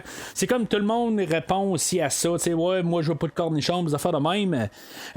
C'est comme d'un côté, je dis que des fois, il y a un peu de choses ridicules qui est dit. Celle-là, je la trouve pas mauvaise en tant que telle. C'est comme, ils s'attendaient à quoi? À se faire répondre quoi en bout de ligne, tu sais? C'est comme, ils sont suspendus à quelque part, c'est comme, donne-nous une corde pour qu'on puisse remonter de là. Puis, tu sais, c'est comme autre chose, tu sais. Ben ouais, mais là, tu sais, je veux dire, ah ouais, il grouille. S'il y aurait eu quelque chose, on l'aurait déjà dit, là. Tu sais, c'est comme chaque seconde est comptée, là. C'est sûr que là, ils vont dépenser des secondes en train de parler de cheeseburger puis des affaires non nécessaires, là, mais à quelque part, tu sais, il grouille, là. Mais, mis à part ça aussi, ben c'est ça. Cette scène-là, en général, là, je trouve qu'elle est quand même assez le fun. Là. Elle est bien montée, puis tu sais, c'est subtil, mais tu sais, c'est ce qui se passe là, dans notre tête en bout de ligne qui fait qu'elle est le fun. Alors, l'équipe Ludlow va les trouver, puis dans le fond, ils vont comme s'allier ensemble, là, quelque chose de même. Là. En bout de ligne, qu'est-ce qu'ils vont faire? T'sais, ils vont les tuer, là, non, ça marche pas de même. Là. Ils vont les. C'est ça de nos côtés, c'est ça justement. Ils se pointent, puis ils vont comme les prendre dans leur compagnie en bout de ligne, ils vont essayer là, comme de retrouver les animaux, quelque chose de même. Exactement, qu'est-ce qu'ils vont faire à quelque part là, à partir de là, tout leur équipement est détruit, puis ils vont devoir essayer là, de partir de l'île, puis ça reste comme une mission de survie pour tout le monde, puis dans le fond le meilleur choix c'est de s'allier. Fait que c'est tout ça un petit peu ensemble que je comprends Dodson dans le livre qu'en bout de ligne il a fait essentiellement la même affaire à un tyrannosaure. Ben, le petit tyrannosaure il a comme cassé une jambe pour attirer pour le T-Rex, puis dans le fond pour dans le livre, eux autres, ils veulent voler des œufs. Fait que ça change un petit peu les choses, mais à quelque part, il a comme créé un problème avec un conflit avec les tyrannosaures. Puis le tyrannosaure, il est comme un peu fâché contre Dodgen. On se comprend. C'est est-ce qu'il y a une dent contre. Jeu de mots, là. Il y a une dent contre, là, mais contre Dodgen, ça l'est en tant que tel. Mais là, tout. Là, c'est comme. Ludo est pas arrivé, puis il a dit, bon, laissez-les crever, là, non, on les a tous apportés dans l'équipe, tout ça. Fait que là, qu'il mérite toute sa fin à quelque part, là, je suis pas tout à fait là, d'accord avec ça, il mérite pas qu'est-ce qui va se passer, là, en tout cas, avec cette scène-là en tant que telle, là, il les a apportés. Oui, on est supposé de comprendre que Ludlow, il est mal dirigé, tout ça. Il y a un bout où ce que Ludlow va arriver, il va dire, là, ouais, la gang, on continue. Puis là, c'est Nick qui se lève à côté, il dit, ah non, la gang, est-ce que vous me suivez au lieu, c'est comme ce genre de scène qui donne absolument rien. Je pense qu'on est supposé encore d'essayer. Spielberg essaye de nous dire que, dans le fond, personne ne veut rien savoir de Ludlow. Mais en bout de ligne, c'est tous des mercenaires, à quelque part. Eux autres, ils suivent le cash. Ils suivent pas la moralité. Puis c'est rien de méchant que je dis, là, mais c'est ça en tant que tel. Mais c'est ça. C'est comme toutes des idées de même qui passent, que ça n'a pas de sens. Puis ça fait que j'ai de la misère à embarquer dans le film. Puis même pour embarquer là, sur le personnage de Roland Tembo, il lâche un commentaire sur Eddie. Il dit genre Tyrannosaure, il vient d'être nourri, fait que il va nous foutre la paix là, pour un certain temps. Puis là, Malcolm il dit hey, wow, c'est parce que là tu viens de parler là, de quelqu'un là, que, dans le fond qui vient de nous sauver la vie. Tembo il arrive puis il dit ben là en bout de ligne là, tu comprends mon point. Puis c'est ça qui vient de se passer pareil. Honnêtement, je vais sur le côté quand même à Tembo là-dessus. C'est comme c'est quoi tu veux que je dise là, en bout de ligne, c'est ça qui vient de se passer. Fait que eux autres là, ils ont le temps là, ah ouais, c'est go. Allons-y pendant qu'il y a encore le ventre plein. Mais c'était rien qu'on t'a dit en tant que tel. Mais je pense que ça a passé le point parce que c'est pas long ce que Nick arrive puis commence à jaser avec Tembo aussi. Puis c'est comme je dis, on dirait qu'on sait pas qu'est-ce qu'on veut avec ce personnage-là. Mais c'est ça, fait que là, au travers de ça, ils font une pause. Il y a Harding là, qui saigne, puis Tembo va arriver et dit ben là, on va prendre un petit peu de repos. Puis là, pendant ce temps-là, c'est comme l'homme, le second à Tembo, que lui, dans le fond, il va devoir aller uriner. Puis, c'est comme, ils savent pas en tant que tel. C'est comme vous dire qu'il y a quelque chose qui marche pas, encore une fois. Là, il va arriver il y a un personnage là, qui a comme son Walkman, il écoute de la musique. Le personnage là, de Carter, je pense, qui s'appelle. Puis il arrive, puis il dit bon, tu sais, gars, je m'en vais pisser, fait que, tu sais, sois pas loin ou quelque chose de même. Là, tu vas aller pisser où, à quelque part? Tu veux-tu aller pisser super loin de là en tant que tel? Tu sais, c'est comme, tu veux juste dézipper ton pantalon, tu pisses, puis c'est tout, là, tu sais, c'est pas plus compliqué que ça. C'est comme un peu une scène d'horreur, à quelque part, là, qu'on fait. Tu sais, c'est toujours comme un personnage à part, puis que lui, finalement, il va se faire tuer à part de tous les autres, là. Fait que lui, il va être attaqué par les Compies, puis tout ça. Tu sais, c'est quand même une scène qui est. Je déteste pas la scène en tant que telle. Tu sais, c'est juste un petit peu pour montrer un peu l'horreur. Hein, c'est toute une petite bébite. Mais ça fait vraiment le parallèle avec le personnage là, de Nedry dans le premier film. Tu sais, comme c'est un petit dinosaure, mais finalement là, qui est très dangereux. Je comprends pas exactement comment que ça finit. Tu sais, il y en a plein de petits Compies qui vont sauter dessus. Puis éventuellement, ben, tu sais, on va entendre même un gros craquement, tout ça. C'est comme, je comprends pas comment que ça se passe, comment ça se déroule. Puis je pense que Spielberg aussi, il sait pas comment ça s'est passé parce que il l'a pas filmé en bout de ligne. Tu sais, il va sauter par-dessus un tronc d'arbre, puis en bout de ligne, on va voir du sang couler, puis c'est ça, tu sais. C'est comme, j'aime un peu le déroulement de tout ça parce que, tu sais, on avait comme on avait démontré là, que ce personnage-là était un vrai enfoiré, qui était pire que Tembo en bout de ligne, puis de Ludlow, puis qu'en bout de ligne, là, la justice est rendue à quelque part parce que lui, il a genre agressé un des petits campies un peu plus tôt. Mais c'est ça, c'est un petit peu n'importe quoi pareil. Je trouve ça un petit peu le fun comme scène, mais c'est comme ça termine, tu sais, comme comment, qu'est-ce qui s'est passé? Parce que il y a plein de campies qui vont sauter dessus à quelque part, puis dans le fond, il réussit à se lever, puis tous les campies s'en vont. Mais là, éventuellement, toutes les campies embarquent dessus, puis c'est la même affaire, mais ils s'en relèvent pas. C'est comme. C'est juste qu'ils savaient pas quoi faire. Fait que, puis tu sais, la chose qui marche pas, c'est que justement, il dit hey Carter, je m'en vais pisser, puis tu sais, garde-toi, sois pas loin. Puis là, plus loin, on est supposé comprendre qu'à cause de son Walkman, il a pas entendu ça, parce qu'après ça, il se lève, puis c'est comme si de rien n'était, puis là, l'autre, il est perdu. Fait que là, on va arriver à un bout, Tembo va arriver puis il va questionner Carter, puis Carter va lui répondre c'est parce qu'il a dit qu'il allait pisser. Mais c'est comme attends un peu là, c'est comme tu l'as-tu entendu, tu l'as pas entendu là, c'est comme ça servait à quoi d'y mettre un Walkman sur la tête, tout ça, ça marche pas là quelque part. Je me demande si le réalisateur du film, tu sais, puis je veux pas mentionner que c'est Steven Spielberg, parce que Steven Spielberg, qu'est-ce qu'il a fait? Il a fait Les Dents de la Mer. Il a fait la liste de Schindler une couple d'années avant. Il a fait Indiana Jones. Il a fait du stock. Puis ça, il en a fait aussi depuis ce temps-là. C'est un grand réalisateur. Puis là, il arrive avec des affaires de même. Ça marche pas, tout ça. Peut-être que je devrais faire une rétrospective sur Steven Spielberg.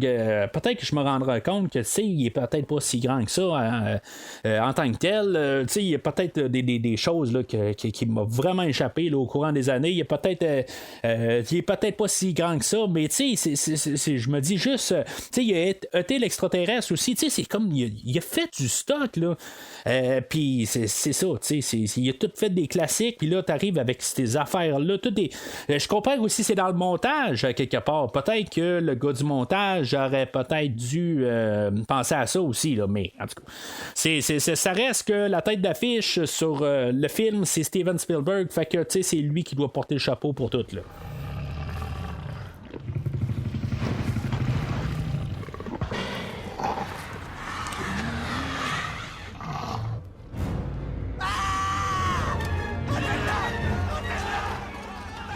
Fait que tout le monde, là, dans le fond, va prendre un repos. On est rendu la nuit. Puis là, dans le fond, le tyrannosaure va se pointer au campement vraiment délicatement, comme il fera pas un son à rien. Puis il va se pointer dans la tête. Il va se pointer la tête dans la tente de Sarah Harding et de Kelly. Il va comme sentir genre les barres de chocolat qu'ils ont avec eux autres. Je pense que c'est comme un peu un genre de clin d'œil dans le livre, dans le fond, là, parce qu'on n'arrête pas d'entendre parler là, d'une barre de chocolat que les raptors aiment. Là, fait que ça leur revient beaucoup là, dans le livre. Là, fait que c'est comme ça que j'ai vu en tant que tel, que j'ai vu les barres de chocolat. Mais tu sais là il y a Carter qui se réveille puis que lui tout d'un coup il voit qu'il y a le tyrannosaure juste à côté puis il se met à crier, fait que là tu sais t'as le campement là, il vire fou à quelque part, il se sauve tout du tyrannosaure. Un autre clin d'œil qui va avoir été tiré du premier livre, c'est le tyrannosaure qui se pointe la tête là, dans la chute puis qu'eux autres sont coincés dans la chute en arrière, tout ça. C'est une idée qui était dans le premier livre puis je pense qu'on l'a recyclé là, dans le film d'aujourd'hui. Mais c'est ça, tu sais, dans le fond, c'est juste une poursuite de tyrannosaures, c'est un petit peu pour disperser tous nos personnages. Là, on a une gang de des personnages qu'on connaît pas en bout de ligne. Là. C'est tous les mercenaires là, qui sont dans la gang à l'eau de l'eau. Qu'eux autres, ils vont rentrer là, dans un champ. Puis là, il y a un personnage là, qui vient avec le personnage là, de Roland Tembo, que lui, il arrête pas de crier là, allez pas dans le gazon long. Allez pas dans le gazon long. Non! N'allez pas dans les hautes herbes! N'allez pas dans les hautes herbes! Avancez, avancez, vous n'arrêtez pas, allez! Mais qu'est-ce que tu fais dans le gazon là? C'est comme aussi tu cours là. C'est comme c'est n'importe quoi à quelque part. Il y a personne qui a pu dire à Steven Spielberg, là tu me dis de pas aller là, dans le gazon long, mais tu me fais courir dans le gazon long. C'est comme, je veux dire, je suis en panique de tout ça, mais tu me fais aller là pareil. C'est comme, je sais pas, là, il aurait dû partir dans un autre côté, là. C'est comme, je sais pas. Je commence à manquer d'idées de quoi répondre à quelque part. C'est comme, je veux plus penser à quelque part. Je veux juste comme me fermer le cerveau puis arrêter de penser. Je pense que c'est quasiment plus simple de même des fois, mais en tout cas. Je termine pas le podcast de même, inquiétez-vous pas. Fait que c'est là où les Raptors vont sortir parce que les autres ils sont dans le gazon long. Fait que là ils vont comme pas mal ramasser là, pas mal tous les mercenaires qu'on connaît pas. Dans le fond ils vont ramasser pas mal tout le monde. Sauf c'est ça, on a nos héros là, qui sont restants là, dans le fond, là, moins le personnage là, de Eddie Carr, que eux autres vont se ramasser dans le gazon long puis que eux autres ils seront pas poursuivis là, par les tyrannosaures parce que Malcolm il dit courir, mais c'est parce que tout le monde courait aussi là, les raptors sont plus vite que quelqu'un qui court là. C'est comme c'est n'importe quoi là. Puis il va passer au travers du gazon long, puis ils verront pas un raptor. Puis là ben ils vont trouver ils vont s'arrêter, puis Nick va partir tout seul, puis il va dire ben c'est bon, on n'est pas loin là, de l'ancien campement où les laboratoires. Il va s'en aller tout seul. Puis en bout de ligne, il va comme disparaître. Puis, tu sais, dans le fond, la seule fois qu'on va le revoir, c'est juste qu'il va comme appeler tous nos personnages. Il va dire hey, c'est beau, j'ai appelé les hélicos. C'est n'importe quoi. C'est comme si tout d'un coup ça a sonné. On est en train de monter le film. Bon, on est rendu à 1h20. Fait que là, tu sais, on a une finale à San Diego. Il faut comme trouver une manière là, que on s'en va à San Diego. Fait que il faut comme tout comme condenser ça. Puis que là, ça bouge.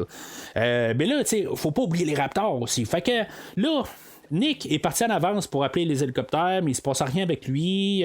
Il va rentrer au laboratoire, puis c'est quand même un peu drôle. Quelque part, tu te dis, tu rentres dans le laboratoire, mais il y a comme toutes des affiches Jurassic Park, tout ça. C'est juste un laboratoire, quelque part. Là,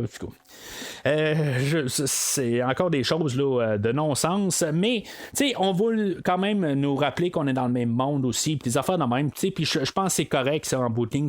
Il faut le faire un peu pour qu'on se sente un peu dans le même univers, parce que depuis environ 45 minutes, je me sens vraiment plus là, dans le même univers que le premier film. Fait que c'est ça, là. Nos autres personnages, que c'est long un peu, tout ça. Fait que, on va aller rejoindre Nick. Pourquoi qu'on l'a pas suivi? Je sais pas exactement. Puis là, il va se ramasser en face là, du laboratoire. Puis là, les raptors vont sortir. Fait que, on est supposé peut-être sous-entendre que peut-être que Nick s'est fait tuer par les raptors, comme que le personnage là, joué par Samuel L. Jackson là, dans le premier film. Le personnage là, de Ray Arnold, lui, il était allé là, pour partir là, le courant dans le parc. Puis que finalement, on l'a pas vu, mais il s'était fait tuer là, par les raptors. Fait que c'est peut-être ça qu'on est supposé de penser inconsciemment. Mais dans le fond, il survit, mais il n'y a aucune raison en tant que tel. Que ça change absolument rien. Soit mort ou soit pas mort, en bout de ligne, là, ça change absolument rien. Là, il va y avoir des poursuites de raptors. Puis là, il y a une scène là-dedans où que Malcolm se fait comme attaquer par un des raptors. Il rentre là, dans une petite salle là, puis là il va tenir une porte, le raptor va comme il rentrer dedans, puis il va passer au travers d'une fenêtre, après ça il va sortir de là, il va rentrer dans une Jeep, puis le raptor va comme foncer sur le Jeep en fermant la porte, ça va un petit peu pousser Malcolm. Il y a une scène un peu plus tôt là, dans la scène où il est en train de capturer les dinosaures, il y a un pachysaure ou quelque chose de même là, où il y a comme une tête un peu ronde, puis que dans le fond, c'était comme fait pour plus attaquer, dans le fond, avec sa tête ronde. On avait vu un personnage qui s'était fait s'enfoncer là, dans une voiture, justement. C'est comme on a comme 3 fois cette idée-là de quelqu'un qui se fait pousser puis qui est comme repoussé pour défoncer quelque chose. C'est comme on manque d'idées à quelque part. On nous envoie l'idée 3 fois dans le film. Puis c'est correct, c'est drôle la première fois, mais la 3e fois, c'est comme tu viens de faire. Puis celle-là est 2 fois collée ensemble. C'est la même idée, mais arrêtez, là. Vous savez pas quoi faire à quelque part. Vous faites n'importe quoi, mais ça sent juste un peu les chorégraphies, mais de niveau B. En tout cas, c'est n'importe quoi, là. Je trouve que il manque on fait de la poursuite, mais c'est juste la poursuite pour faire de la poursuite, puis on recycle des idées là-dedans. C'est mauvais à quelque part, faut se le dire. Fait que, tu sais, pendant ce temps-là, on a Harding puis Kelly qui, eux autres, sont dans le petit cabanon où, que, dans le fond, les Raptors essayent de rentrer, puis qu'ils vont réussir à rentrer. Là, il y a Kelly, qu'on savait qu'elle faisait de la gymnastique, puis que, dans le fond, elle va réussir à une fois qu'ils vont être un peu élevés, ben, elle va comme sauver Malcolm d'un Raptor, parce que, tu sais, elle va se balancer sur un poteau, puis finalement, ben, elle va le pousser là, dans une fenêtre. Puis, tu sais, je pense que c'est la seule fois où on va voir un Raptor se faire blesser, probablement mortellement en bout de ligne. Là, il va tomber, puis il va être comme embroché là, une fois qu'il va être tombé. Je pense que c'est la seule fois où on voit vraiment un dinosaure se faire tuer. Par un humain je peux pas dire toute la franchise, mais au moins dans les 2 premiers films. Fait que Malcolm a eu son moment de gloire, Kelly a eu son moment de gloire, il reste Harding, qu'elle, dans le fond, elle monte plus haut là, sur le cabanon, puis qu'elle est poursuivie par un autre Raptor, puis que là, elle est sur le toit, puis tu sais, c'est ordinaire en tant que tel dans la globalité des choses. Je pense que le bout le plus intéressant, c'est le bout à Harding, je trouve, où dans le fond, est en train de tirer là, le toit, puis que le Raptor tombe à terre. Les visuels sont so-so, là, tu sais, c'est pas très, très vargeux, mais je pense que c'est quand même la partie là, de la poursuite qui est le plus intéressante. Puis finalement, ben, c'est vraiment étrange à quelque part. Là, ça a vraiment en fait comme. C'est comme si quelqu'un regardait, il était sur le bord de l'écran, puis il dit bon, ben, ok, c'est beau, 1h20, c'est le temps là, d'essayer d'enclencher Raptor. Puis là, tu sais, comme il est rendu 1h25, 26, 27. Puis là, c'est comme tout d'un coup, ça fait comme hey, là, t'es peu à et demi, là, il faut qu'on soit à San Diego. C'est comme ça que ça fait, là. Puis, tu sais, c'est comme là, wow, là, il est rendu 1h40. Là, tu fais n'importe quoi, là. Puis, tu coupes ça, là. Puis là, on s'en va à San Diego, là. Tu fais n'importe quoi, là. Fait que, là, Sarah Harding, à quelque part, est sous le sol. Puis là, ben, elle trouve un trou à terre, elle tombe, elle est comme sur un luminaire. Le luminaire, il lâche sous son poids. Elle tombe à terre. Elle sort par une fenêtre, puis que finalement, elle est en dehors de la bâtisse. Puis elle est à côté de Malcolm et de Kelly. Que finalement, ben, il y a plein d'hélicos alentour, puis tout ça.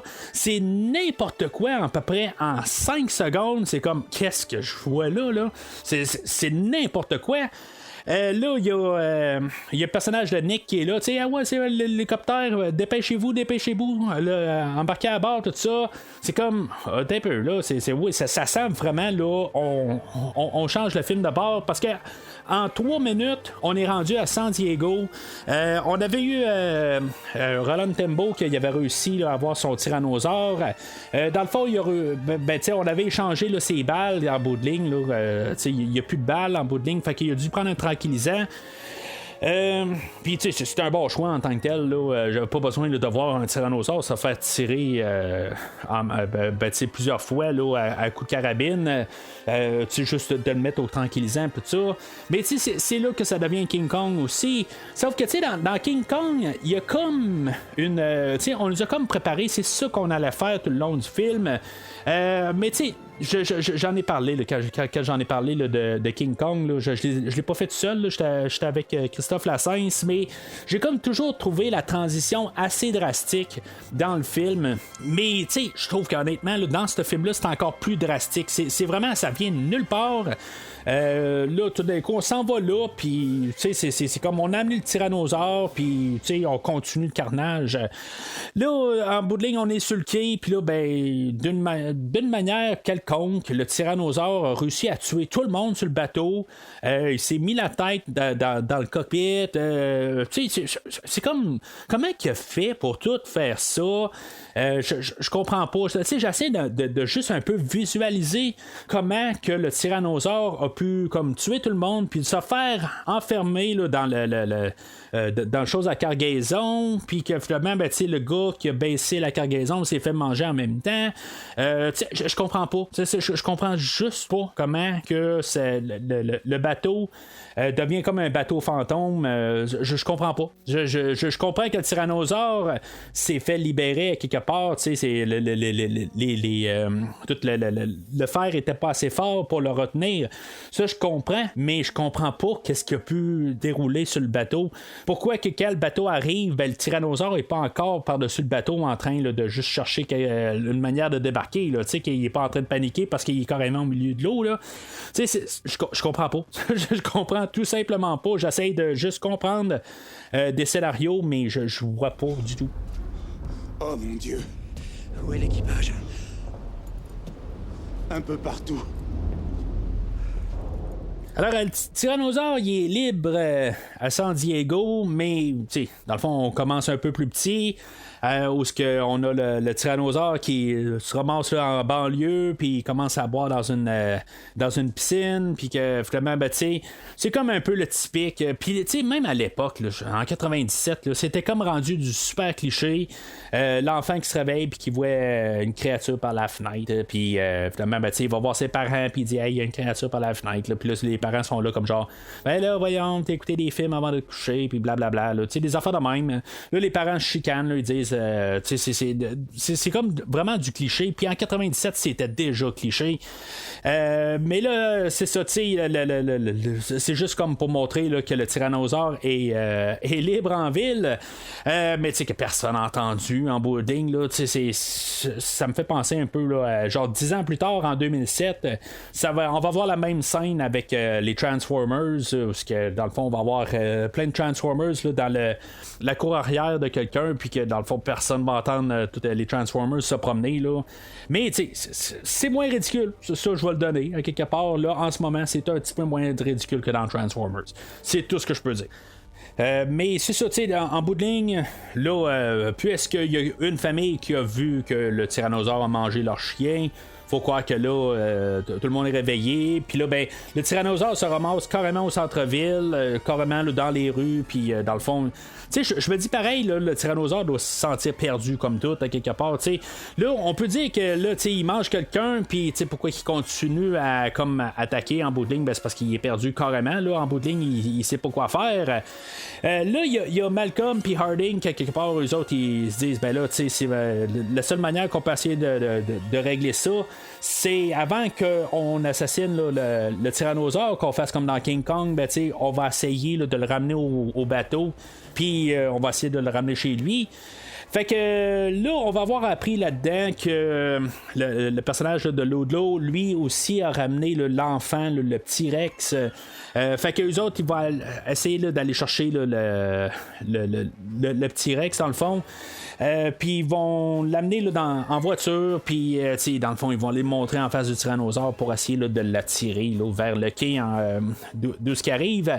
Il y avait une scène, aussitôt que le tyrannosaure a été libéré, juste, c'était comme une petite scène là, qu'ils ont juste comme inséré là, entre deux scènes, où ce que Ludlow arrive, puis il est en train de regarder qu'est-ce qui s'est passé, puis Malcolm apparaît derrière de lui, puis il dit là, il dit quelque chose comme genre là maintenant t'es rendu John Hammond, tu t'as perdu le contrôle, tout ça. C'est parce que tu sais, je sais pas, dans ce montage là, c'était comme n'importe quoi, c'est comme ça paraissait vraiment inséré là-dedans. Mais c'est ça, tu sais, en même temps, on a Ludlow qui arrive qui dit là, tu sais, il est en train d'appeler ses gars, il dit là, essayez là, d'abattre le tyrannosaure, mais tu sais, abattez pas l'enfant, tu sais, on va garder l'enfant, mais tu sais, abattez le tyrannosaure. C'est peut-être cette partie-là qui fait que, tu sais, la justice va être rendue, là, puis je dis ça vraiment avec guillemets, là. Ils vont ramener l'enfant sur le bateau, puis en bout de ligne, Ludlow va les suivre, va dire hey, qu'est-ce que vous faites, tout ça. Puis là, ils ont laissé l'enfant dans le bateau, puis Malcolm et Harding vont passer à côté de de Ludlow, puis ils vont rien y dire du tout. C'est comme ils disent, regarde, sors d'ici si tu veux survivre. Il dit pas du tout, à quelque part. C'est comme ils vont sauter à l'eau, puis là, Ludlow va être là, puis en bout de ligne, il va voir que le petit tyrannosaure est pogné là, dans le fond du cargo. Il va descendre là pour. Je sais pas quoi exactement. Là, je sais pas. Elle referme les portes quelque part. Ben là, il va descendre dans le cargo, puis on voit le tyrannosaure qui descend en arrière, puis que finalement, il est coincé là. Puis finalement, ben, éventuellement, il va se faire manger là, par le petit tyrannosaure. Comme j'ai dit tantôt, c'est dans cette scène-là où c'est comme un peu une réinterprétation là, de ce qui s'est passé au personnage là, de Dodson là, dans le livre. Mais il méritait pas ça en tant que tel. Je pense que s'il y avait eu un peu de transparence avec Harding et de Malcolm, à quelque part, ils ont tué quelqu'un. Là, tu me placeras ça dans n'importe quel sens. Là. Il aurait pu lui dire, regarde, sors d'ici parce que tu vas te faire manger. Puis là, c'est le gars, je comprends qu'il aurait probablement chialé un peu ou quelque chose de même, mais au moins, il aurait fait leur part. Je sais pas, là. C'est n'importe quoi, là. Ils ont placé ça, puis ils ont dit, ben, on dit rien, mais il reste là. C'est peut-être un petit peu là, comme du Batman, là, à la fin là, de Batman Begins. Vous avez enfin appris à faire le nécessaire, vous. Non, je ne vous tuerai pas.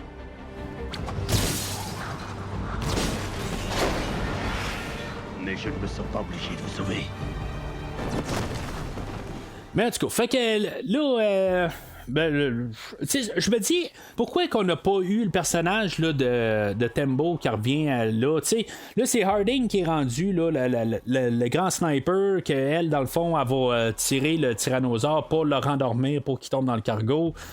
On a tous perdu les personnages qu'on avait depuis le début là, qu'on a suivi tout le long du film. Tembo il est parti, comme j'ai dit tantôt, là, il a réussi à endormir le tyrannosaure, puis là tout d'un coup là, il est contre Ludlow puis tout ça là, je sais pas, c'est comme il s'est rendu compte de tout par la suite. C'est comme n'importe quoi, mais il aurait dû revenir là à quelque part. Puis même Nick aussi il a disparu. C'est comme c'est un peu à se demander pourquoi il a survécu rendu là.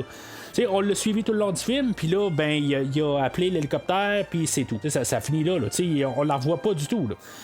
Là, on ferme les portes du cargo, puis finalement, ben, on renvoie le tyrannosaure là, sur Isla Sorna. On est genre le lendemain où que Malcolm, Sarah Harding et Kelly là, sont en train d'écouter la télé. Puis on voit Hammond à la télé, puis que dans le fond là, tout paraît bien, tout ça, mais en bout de ligne là, c'est tout un chaos qui a été un peu créé là, à cause de lui à quelque part là, on peut comprendre que peut-être avec le premier film il a compris ça, puis c'est comme pour montrer là, la bonne opinion publique, tout ça. On peut supposer que les animaux vont continuer à survivre là-dedans, que dans le fond là, que le gouvernement cubain là, va pas rentrer là, pour mettre ça à terre. Chose qui était qui aussi, je sais pas mentionné sur le premier livre, le livre finit qu'en bout de ligne là, l'île originale se fait pas mal détruire à la fin du premier livre là, aussi là. Fait que c'est le genre de choses qu'il aurait pu être rapporté aussi là, qu'on détruit la première île là, puis dans le fond qu'on veut pas que ça arrive là, c'est peut-être un peu l'influence de ça aussi là, avec le film d'aujourd'hui là, on a pris cet élément là, mais justement c'est pas ça qu'il faut qu'il arrive. Mais c'est ça, c'est sûr que là, c'est un deuxième film, puis on sait qu'on peut probablement faire de l'argent pas mal avec cette franchise-là. Fait que, il faut comme laisser la porte ouverte à n'importe quoi là, pour un troisième film. Là, c'est sûr qu'on va pas arriver puis dire, bon, ben, c'est dangereux aller sur ce style-là. Fait que, là, on va comme wiper ça, là, puis on envoie des bombes, ça finit là. C'est pas ça que je veux en bout de ligne, là. Ça serait vraiment comme dégueulasse. Quelque part, tu mets quelque chose, tu crées quelque chose, puis après ça, tu détruis tout. C'est vraiment pas c'est pas correct à quelque part là, je sais pas comment mettre ça. Mais, tu sais, je vais revenir sur Hammond. La manière qu'on apporte ça, puis la musique de John Williams, tout ça, tu sais, c'est comme si on dirait qu'Hammond, quand il parle, là, c'est comme tout, c'est le bon, gentil, vieux monsieur, que, tu sais, il y a les bonnes paroles, tout ça. Non. Tu sais, je veux dire, il y a qu'est-ce qu'il a fait en bout de ligne, là, c'est qu'il a pris quelqu'un en bout de ligne, là, que, tu sais, il voulait pas aller là. Il l'a manipulé pour l'amener sur l'île. Ça a coûté des vies. Tu sais, je dis pas qu'en bout de ligne, tu sais, c'est pas que c'est mauvais. Qu'est-ce qu'il a fait en bout de ligne pour essayer là, de préserver les dinosaures. Mais il aurait dû s'arranger par lui-même quelque part, je sais pas quoi. Il aurait dû faire autre chose, des batailles légales, je sais pas trop, mais tu sais, rendu là de manipuler Malcolm, tu sais, carrément qu'est-ce qu'il a fait au début du film, c'est inexcusable. Puis, tu sais, en tout cas, dans tout ça, là, j'ai pas de sympathie là, pour John Hammond là, dans le deuxième film. Fait que, tu sais, la manière que ça finit, là, c'est ça. On a le plan, là, on est sur Isla Sorna, on voit tous les animaux là, qui vivent en paix. Ils sont tous genre les tyrannosaures au travers là, des stégosaures, tout ça. Il n'y a pas de problème à quelque part. C'est tous des bons dinosaures. Là. Carrément sortis là, de genre un livre pour enfants, genre une photo là, qui aurait été dessinée là, dans un livre d'enfants, comme je dis.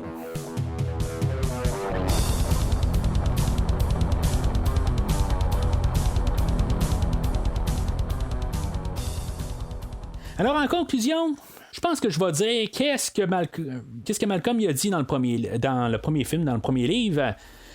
On pouvait faire une suite, mais est-ce qu'on devait faire une suite? Je pense que c'est ça le problème. Je pense qu'on a vraiment dit, hey, là on a un méga succès. Là, go, on fonce, on fait n'importe quoi. Il faut juste en remettre des dinosaures à l'écran. Puis, c'est la grosse partie du problème. C'est qu'on essaye d'avoir quelque chose, mais on part dans toutes les directions. C'est pas écoutable. Honnêtement, là, c'est un film là, que je trouve qu'il manque beaucoup de structure. Il y a vraiment le scénario. Puis, qu'est-ce que le monde dise? On essaie de nous planter du Malcolm en pleine figure. On dit, vous avez aimé Malcolm la semaine passée, fait que dans nos humains, on va rapporter Malcolm, puis vous allez aimer le film, on va vous mettre plus de qu'est-ce que vous aimez. Mais honnêtement, là, ça tombe, là, que c'est vraiment, là, c'est pas écoutable. Honnêtement, je sais pas comment j'ai fait pour essayer de défendre ce film-là. Je sais pas. Je sais pas. Je veux dire, j'ai honte de moi, d'il y a 20 ans, à quelque part, là, de supporter ce film-là. T'sais, ça sent vraiment le but du film, là, on n'avait rien à dire. Ça, c'est une affaire aussi que je trouve vraiment dommage. Puis j'en ai parlé en début de podcast. Il manque de vision au film. On veut juste comme faire de l'argent, puis ça se sent. En bout de ligne, c'est ça qu'on veut faire. C'est juste ça. Il n'y a pas d'autre raison. On n'a pas rien à dire. Il aurait fallu prendre un an ou deux, plus analyser qu'est-ce qu'on veut faire, puis dire, on part sur une nouvelle idée. Puis, là, on a 2h10, on a un film qui est plus long que le premier film, mais on me dit rien pendant 2 heures. Puis, les effets sont moins bons que le premier film. On est 4 ans après le premier film, puis on a même pas amélioré le produit d'un côté, du côté visuel. Fait que, je vois même pas quelque chose de bon à dire sur le film. Puis, dans les dialogues, c'est écrit tout croche en tant que tel. On dirait que c'est écrit par des enfants de 2 ans, quelque part. C'est comme ça dit rien en bout de ligne. On nous envoie de l'information, mais en bout de ligne, Harding essaie de nous expliquer pourquoi que les dinosaures ont survécu quand ils sont pas supposés. Puis, on coupe ça, il n'y a pas de problème. Elle est en train de nous le dire, puis essayer d'embarquer des idées au moins, un peu de comprendre un peu mieux l'univers, puis aussitôt qu'on commence à dire quelque chose, on nous coupe ça, puis on dit, je pense qu'on t'a donné une explication, puis c'est ça en bout de ligne. On sait que tu veux pas l'entendre en bout de ligne, tu t'en as rien à foutre. Je suis d'accord, mais essaie de nous donner quelque chose quand même. Montre au moins que toi tu veux. Pense pas à qu'est-ce que moi je veux. Fais donc qu'est-ce qui doit être fait. Au moins fais-le correctement. Puis suppose pas qu'est-ce que je veux. Je pense que c'est ça un peu le gros problème là, dans ce film-là. Puis quand on nous embarque là, des affaires comme l'introduction là, du personnage là, de Tembo, je me sens comme Ludlow en bout de ligne là, quand on nous dit des affaires. Là, il nous balance tout son discours là, de comment il marche, lui, que c'est un mercenaire, puis en bout de ligne, mais la seule paye qu'il va avoir, c'est le tyrannosaure. En bout de ligne, il y a Ludlow qui arrive qui dit OK. Puis c'est comme ça que je me sens en bout de ligne. c'est vraiment ma réaction, là, c'est comme, ok, je viens de voir ça, puis tu viens de me balancer ça, puis je suis posé de vivre quoi avec ça, là, tu sais. Fait que il y a ça, puis une autre chose aussi qui me dérange vraiment, là, je n'ai pas fait l'enfance pendant le podcast, mais les coupures directes, là, j'en ai parlé, mais ça m'agresse quasiment. Où est-ce que tout d'un coup, on change tout en moins d'1 minute, on dirait que le film a changé totalement. Là. Ça, c'est comme toute la première section, on s'en va sur l'île, puis là, on arrive sur l'île, tout d'un coup, là, de l'action à pogne, tout ça, on a Williams là, qui est dans le piton, là, qui est là, on est dans un film d'aventure, puis là, tout d'un coup, ok, c'est beau, il se passe quelque chose, puis en bout de ligne, on a trouvé un GPS, puis ça dure une fraction de à peu près 10 secondes, mais là, c'est beau, ça l'avance, puis là, il y a le personnage là, de Kelly qui est introduit, là, on se rend compte qu'il est arrivé là, sur l'île avec nos autres personnages. Puis là, ben, tu sais, il y a InGen qui arrive, là, ben, l'équipe à Ludlow qui arrive. Puis là, il y a comme une coupure. C'est comme, il arrive pas sur l'île, quelque part. C'est comme toute la poursuite là, contre les dinosaures pour les ramasser. Ça part vraiment rapide. C'est comme ça fait une coupure là, en quelques secondes. C'est comme, t'es au VR, puis tout d'un coup, t'es au milieu d'un champ, puis c'est pas une tuerie, là, mais tu sais, où ils sont là en train de tous les camions partout. Tout ça, c'est comme tout d'un coup, tu viens de changer de film. Puis, bien sûr, la chose qui jure carrément à la fin, c'est comme t'as Harding qui est sur les toits là, des cabanons, puis en train de se faire poursuivre là, par les raptors, puis à peu près 1 minute et demie plus tard, t'es à San Diego, puis là, t'es en train d'attendre un bateau qui arrive. Que tu sais, dans tout ça, qu'est-ce qui s'est passé là, dans cette minute et demie-là? On a le tyrannosaure qui a été apporté en bateau sur l'océan, puis il est apporté à San Diego. Puis, tu sais, tout ça s'est passé, mais c'est comme, tu sais, élabore là-dessus. Tu sais, je sais pas, tu sais, c'est comme dans le montage, tout ça, tu sais. Puis je trouve que, tu sais, j'ai de la misère à rembarquer là, dans ces sections-là, parce que c'est comme, tu sais, 1 minute, t'étais quelque part, puis là, tout d'un coup, t'es carrément là, dans un autre film d'une shot. Fait que, tu sais, en tout cas, je peux encore en reparler tout le podcast, là, si vous voulez, là, je vais vous inviter plutôt à faire un recul là, sur 1h30, puis recommencer le podcast au complet, si vous voulez entendre ce que j'ai à dire sur le film d'aujourd'hui. Mais, tu sais, le film d'aujourd'hui, là, c'est vraiment, là, c'est un gros rouge, là, tu sais, puis rouge solide. Puis, tu sais, c'est comme le livre en tant que tel. Je vous dirais, bon, ok, le film. Ben, tu sais, le livre versus le film, ok, le film va faire un meilleur job pour une suite, mais honnêtement, je pense qu'au final, là, le livre est meilleur que le film. Tu sais, c'est comme. Je sais que c'est carrément, là, ça n'a pas de sens, ça, mais il y a quasiment plus de fun à écouter un livre qui est pas bon ou de lire un livre qui est pas bon que d'écouter une suite qui vraiment c'est n'importe quoi. Mais tu sais, c'est plus une question d'idées. T'sais, les idées sont pas nécessairement très bonnes dans le livre, puis que le livre reste quand même juste un réchauffement du premier film ou du premier livre essentiellement, mais ça fait pas une bonne lecture. C'est plus dans ce genre-là. Tandis que, qu'est-ce qu'on a comme premier film, puis qu'est-ce qu'on a comme deuxième film, c'est comme vraiment le genre de réchauffé où les idées, il y a des bonnes idées, là, honnêtement, mais c'est comme comment ils sont interprétés, comment ils sont exécutés. Ça tombe que c'est un film là, il est vraiment là. Je comprends pas en tant que tel. Moi quand je vois Steven Spielberg quelque part, je deviens comme t'es peu là. Il y a quelque chose qui marche pas là-dedans. Là. On a une bonne renommée pour Steven Spielberg, mais tu nous apportes un projet de même. Je sais pas.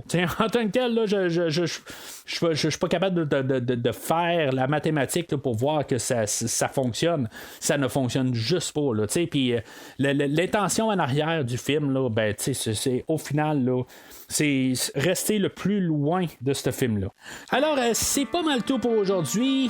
La semaine prochaine, on va parler là, du 3e film, le Parc Jurassique 3. Que oui, c'est sûr qu'on part dans le fond, il est fait encore peut-être pour les mauvaises raisons. Ça fait un bon bout que je ne l'ai pas vu, dans le fond, aussi longtemps que le deuxième film.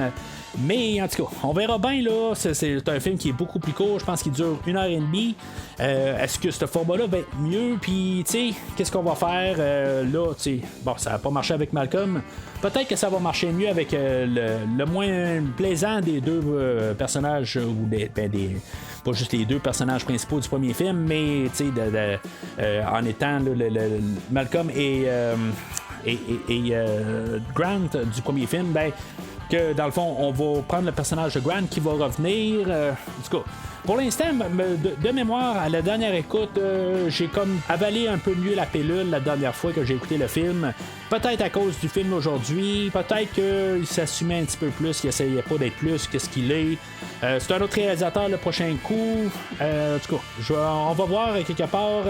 Des fois, les idées changent beaucoup avec le podcast, puis dans le fond, juste avec le temps là, de l'écouter, puis des fois de comprendre un peu plus des choses, mais on va voir dans le fond la semaine prochaine quand on va parler là, du troisième film. Entre-temps, vous pouvez suivre le podcast sur Facebook et ou Twitter. Commentez sur le film d'aujourd'hui, commentez sur le livre d'aujourd'hui. Si maintenant vous l'avez écouté ou lu, ou si maintenant vous connaissez l'histoire, tout ça, n'hésitez pas à laisser vos commentaires aussi. Des fois je parle du film, tout ça, mais dans le fond, tout ce que j'ai parlé aujourd'hui, n'hésitez pas à lâcher n'importe quel commentaire, qu'est-ce que vous pensez. Même pas obligé d'être en lien avec ce que j'ai dit.